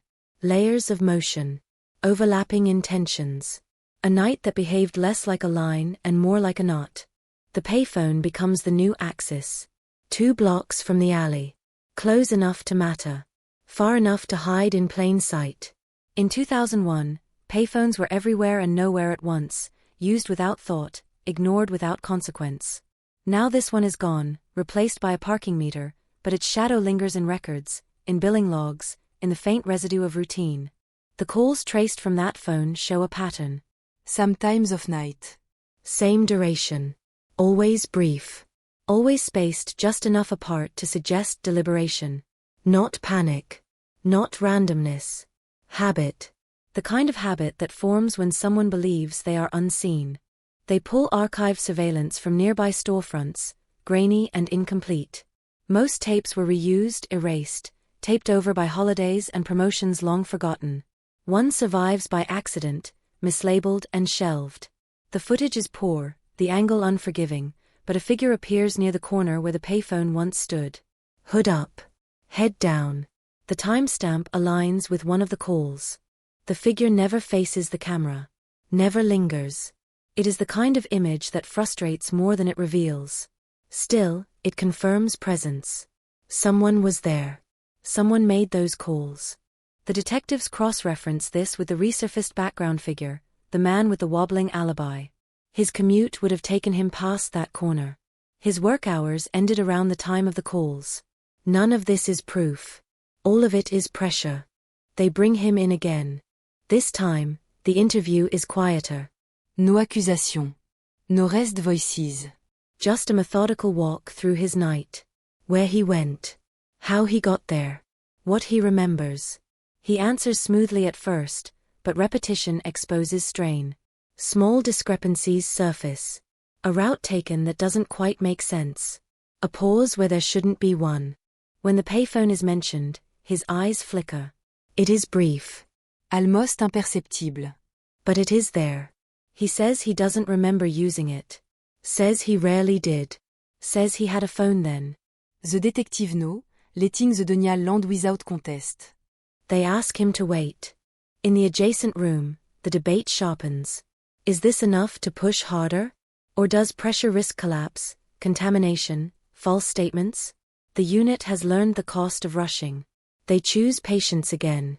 The man is released, unsettled but intact. Another thread left dangling. The confessor hears about the payphone indirectly, through his attorney. He requests yet another meeting. The detectives hesitate, then agree. He arrives tense, defensive, as if the room itself has begun to accuse him. He insists the calls weren't his. Says he never used payphones. Says the night wasn't that complicated. His insistence feels rehearsed now, less spontaneous than before. The detectives notice how often he frames his answers in absolutes. Always. Never. These words are brittle. They ask him about the alley again, about whether anyone else could have been there. He sighs, rubs his temples. Says he doesn't know. Says memory feels like looking through dirty glass. He says something else, almost as an aside. That he remembers feeling watched. Not followed. Watched. The distinction matters to him. Outside the interrogation room, the family waits through another update. The widening scope frightens them more than stagnation ever did. More people means more uncertainty. More uncertainty means more ways this could end without justice. They ask whether anyone is close to being charged. The answer is no. Not yet. Media coverage becomes more speculative. Pundits talk about multiple suspects, webs of silence, city secrets. The story grows louder, less precise. The detectives shut it out. They know the danger of narratives forming before facts can anchor them. A forensic linguist is brought in to analyze the anonymous letter and the old tip transcript side by side. The findings are cautious but compelling. Similar cadence. Similar metaphor choices. A tendency to circle rather than state. To imply knowledge without owning it. The linguist stops short of calling it a match, but the implication is clear. The same mind may be behind both. This reframes the letter not as a confession, but as a flare. A signal sent from someone hovering near the truth but unwilling to step into it. Someone who knows enough to haunt the edges, but not enough, or not brave enough, to finish the sentence. The detectives consider the possibility that the letter writer was present but not directly involved. A witness who froze. An accomplice who rationalized. A bystander whose inaction calcified into guilt over time. The law treats these roles differently. Morality does not. They expand the search radius around the alley, looking at anyone whose routines intersected with that space. Delivery workers. Maintenance crews. Night shift employees. The list grows unwieldy. Lives brushed against each other in the dark, unaware of future consequence. One detail, long overlooked, resurfaces. A noise complaint filed that night from a nearby apartment. Logged as minor. No follow-up. The complaint mentions raised voices, then a sudden quiet. The caller did not look out the window. Did not call back. They are tracked down now, 2 decades later. The caller is elderly, memory fragile but not gone. She remembers being annoyed. Remembering thinking it was none of her business. When shown the alley's location, she nods slowly. Yes. That direction. She says she remembers a train passing shortly after. The timing align again. The pattern tightens. Still, nothing crosses the threshold into certainty. The glove's partial DNA is rerun with updated algorithms. Marginal gain. Éclairé picture, style incomplète. The confessor's DNA does not match. The background figures does not match either. This eliminates nothing conclusively, but it shifts probability. Someone else's presence becomes harder to deny. The detectives confront an uncomfortable truth. The case may not hinge on a single revelation. It may resolve only through accumulation, through enough pressure points converging to force the truth out of hiding. Or it may never resolve at all. The family sans ces distensions. They begin preparing themselves for outcomes they once refused to consider. Not justice or injustice, but ambiguity. A world where the question mark remain permanent. Late one night, a detective drives the route from the alley to the old payphone location. He times it, walks it, stands where the figure stood. The city has changed, but the distance hasn't. It is an easy walk. A casual walk. The kind someone could take without attracting attention, even while carrying a secret. He imagines the night layered over the present. The rain. The train. The voices. The choice to act or not act. The choice to speak or stay silent. He wonders how many people carry moments like that, frozen in time, waiting for a future that never quite arrives. The confessor calls again days later, agitated. He says he's remembered something else. The detectives listen, wary. He says there was an argument. Louder than he admitted before. He says he remembers someone telling him to calm down. He can't remember the face. Only the voice. He says it didn't belong to the victim. This is new. And dangerous. They press gently, but he retreats. Says it could be wrong. Says memory lies. Says he doesn't want to make things worse. The words hang between fear and relief. As if speaking might collapse something fragile. The unit debates the ethics of continuing to pull at this thread. At what point does pursuit become coercion? At what point does silence become obstruction? There are no clean answers. Only thresholds that shift with context. Another anonymous message arrives. Shorter this time. Less poetic. 2 sentences.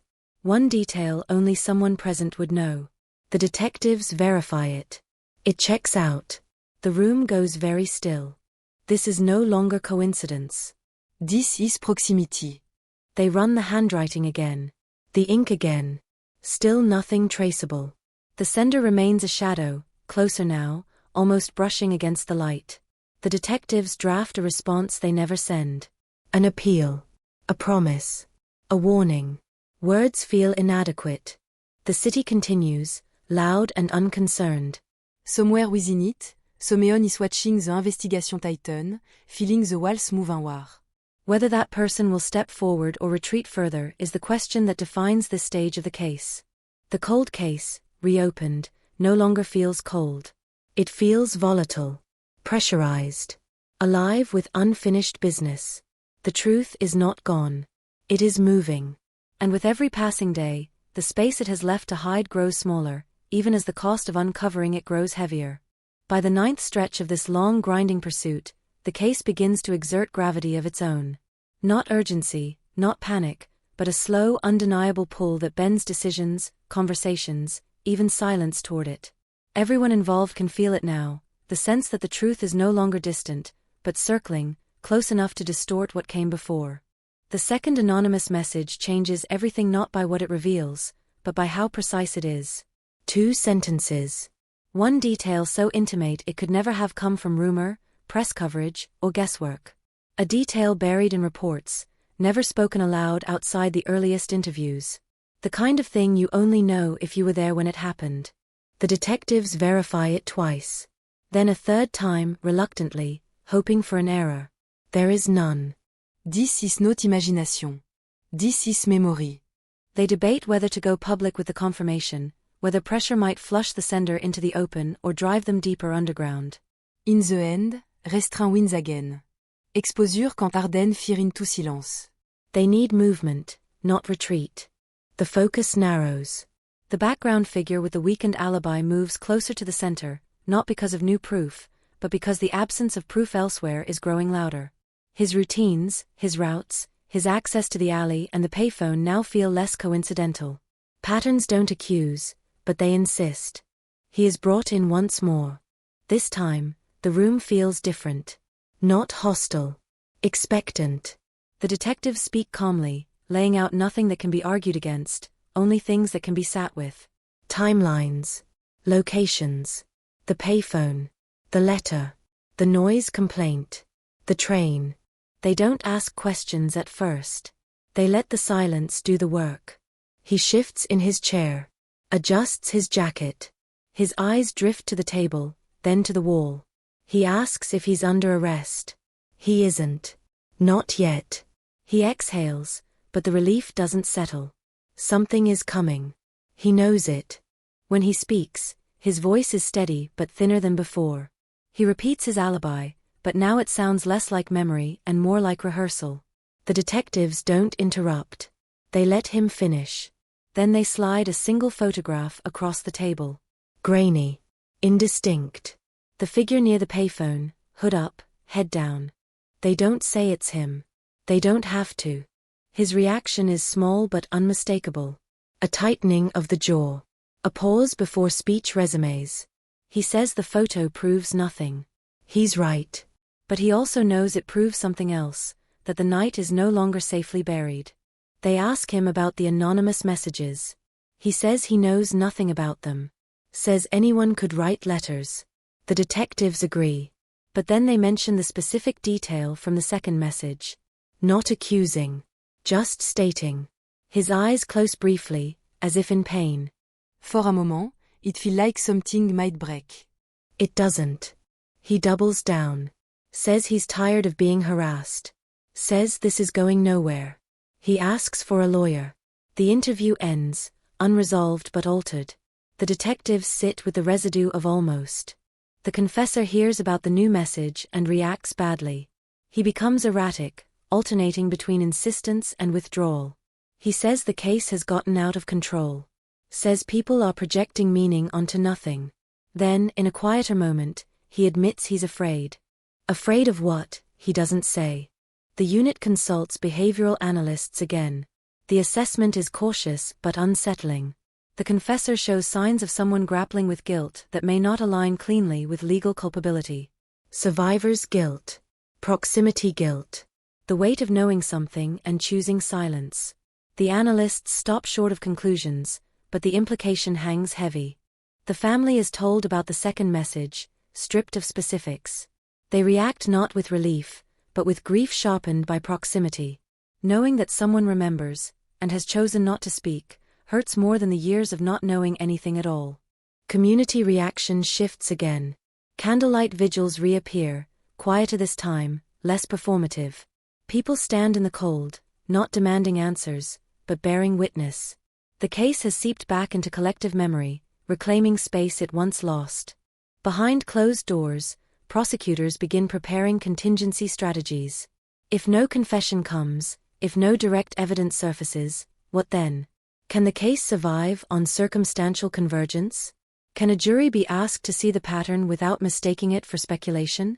These are questions without satisfying answers. The detectives push where they can. Financial records are re-examined yet again. Old employment logs are cross-checked with transit data. Small inconsistencies stack up, none decisive alone, but together forming a shape that is harder to ignore. The background figure's movements that night no longer align cleanly with his story.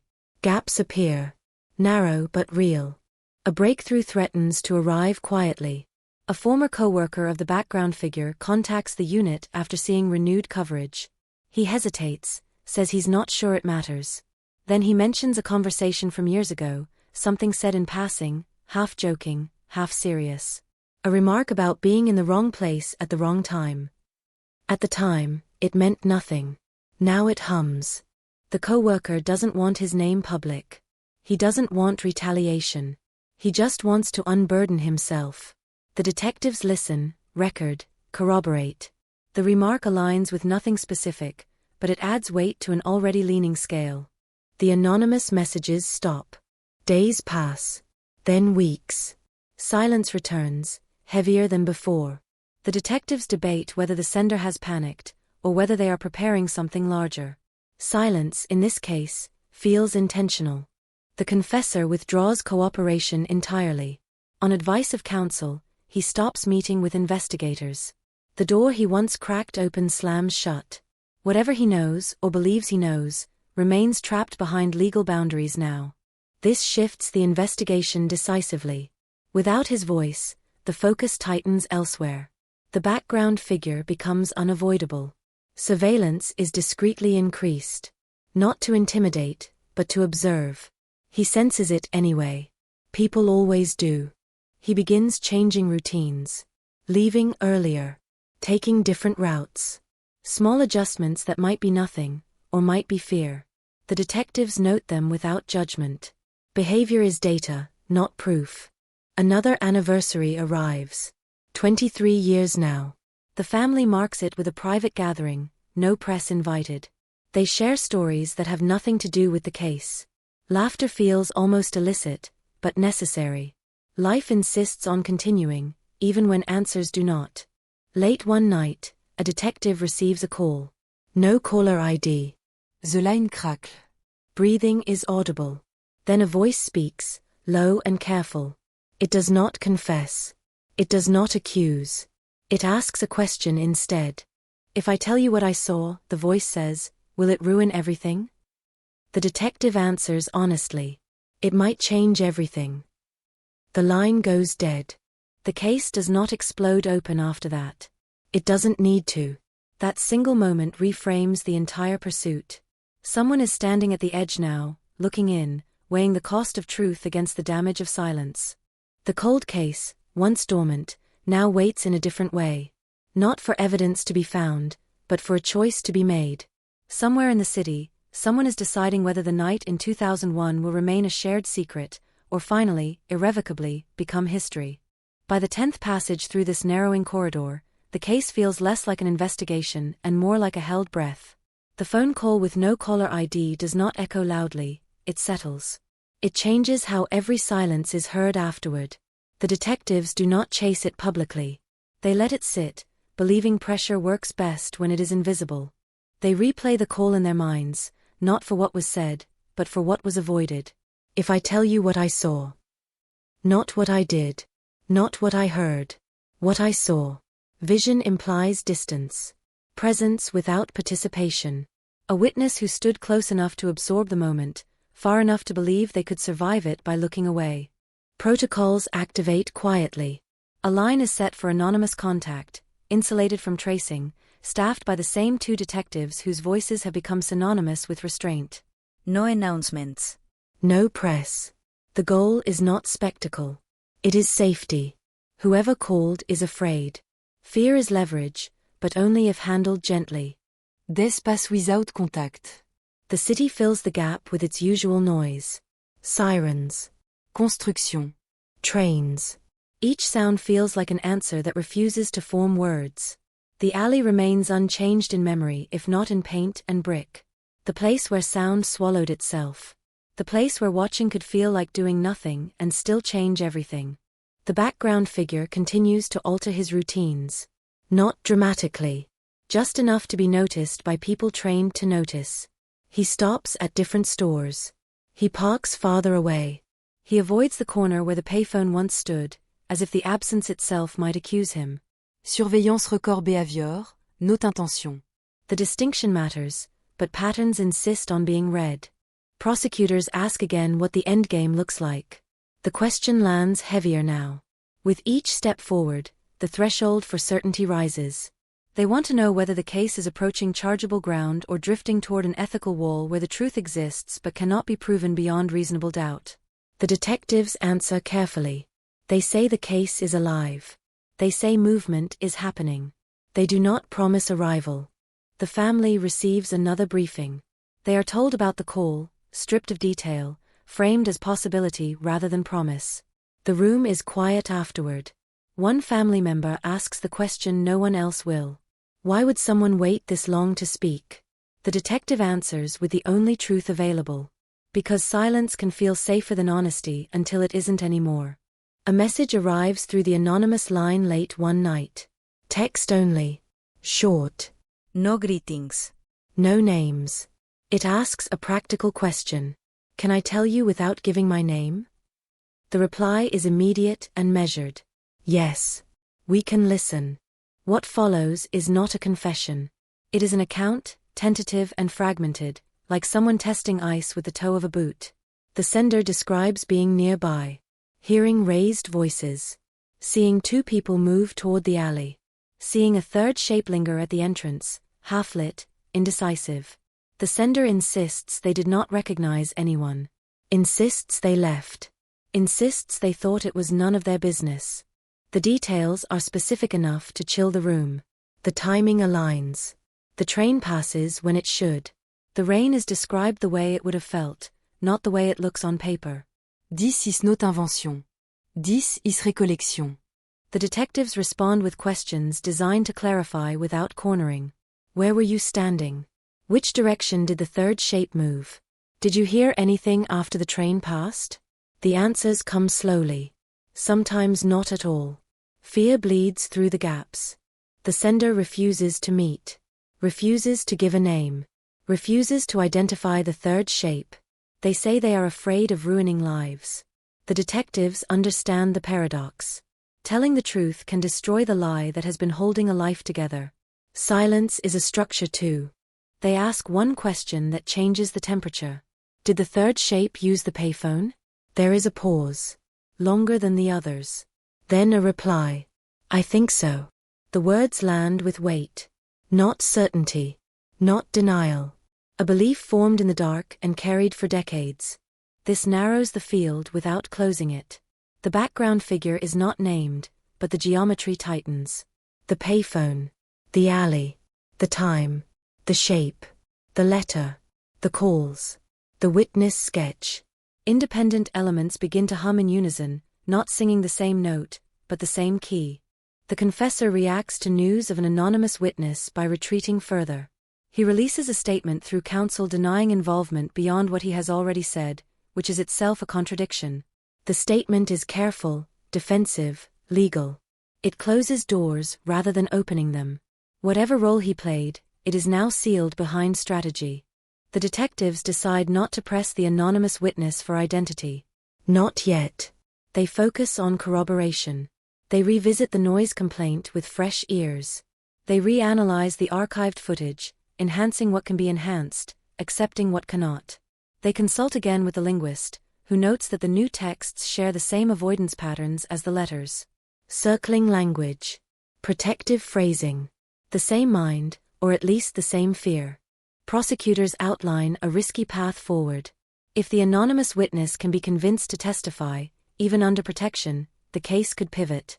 Without that, charges would be fragile. Circumstantial weight can bend steel, but juries are taught to distrust shadows. The decision cannot be forced. Pressure shifts to time. Statutes. Memories. Mortality. One potential witness has already died. Others are aging. The window narrows not because evidence disappears, but because people do. The detective feels the urgency now, sharp and unwelcome. They send one message to the anonymous witness. Not an ultimatum. An appeal. They explain what protection could look like. What testimony would mean. What silence costs. They do not promise justice. They promise care. The difference matters. Days pass. Then a reply. I need to think. The words feel enormous. In the meantime, the background figure makes a mistake. Small. Human. He tells a coworker he's been questioned again, though he hasn't been recently. The slip is reported. It suggests anxiety outrunning reality, or foreknowledge of what is coming. Either way, it tightens the net. Surveillance captures a moment outside a bar where he stands staring at nothing for a long time, phone in hand, then pockets it without making a call. The gesture is ambiguous. Everything is. The detective log it anyway. Ambiguity accumulates too. The family is invited to share anything they remember that might help the witness feel safer. They offer stories instead. About who their loved one was. About how kindness did not make her naive. About how fear changed the neighborhood afterward. These stories are passed along, anonymized, as proof that testimony would not be met with rage, but gratitude. Whether it helps is unknown. Another message arrive. Longer this time. The anonymous witness admits they recognized one person that night, but not the others. Admits they avoided learning the name. Admits they are terrified of being wrong. Memory, they say, has become a courtroom where every detail is cross-examined by doubt. The detectives respond with patience. Wrong is allowed. Honest is required. They ask for a meeting in a public place. Neutral ground. Daylight. The reply does not come immediately. When it does, it is conditional. No recording. No names. 1 hour. The detectives agree. The meeting happens on a gray afternoon in a cafe loud enough to swallow conversation. The witness sits with their back to the wall, eyes scanning reflections. They speak quietly, haltingly. They confirm the account. They confirm the payphone. They confirm the third shape lingered, then left. They do not name the recognized person, but they describe clothing, posture, a habitual gesture with the hands. The detectives recognize it instantly. They keep their faces neutral. The witness asks again if telling will ruin everything. The detective answers with the same honesty as before. It will change everything. Some things cannot survive the truth. Others cannot survive the lie. The witness does not commit. They leave with a promise to consider formal testimony. The detectives sit for a moment longer, absorbing the fact that the case has crossed another invisible line. From possibility to proximity. From rumor to witness. Outside, the city continues to pretend nothing has changed. But inside the investigation, the air has shifted. The cold case is no longer waiting for evidence. It is waiting for courage. The kind that arrives quietly, after decades of carrying a night that never ended. As the 10th segment closes, no arrests are made. No charges filed. No headlines declare victory. Instead, there is a narrowing path and a choice that cannot be made by detectives alone. Somewhere, someone is deciding whether to step fully into the light, knowing it will burn. The case holds its breath. And the city, whether it knows it or not, holds it too.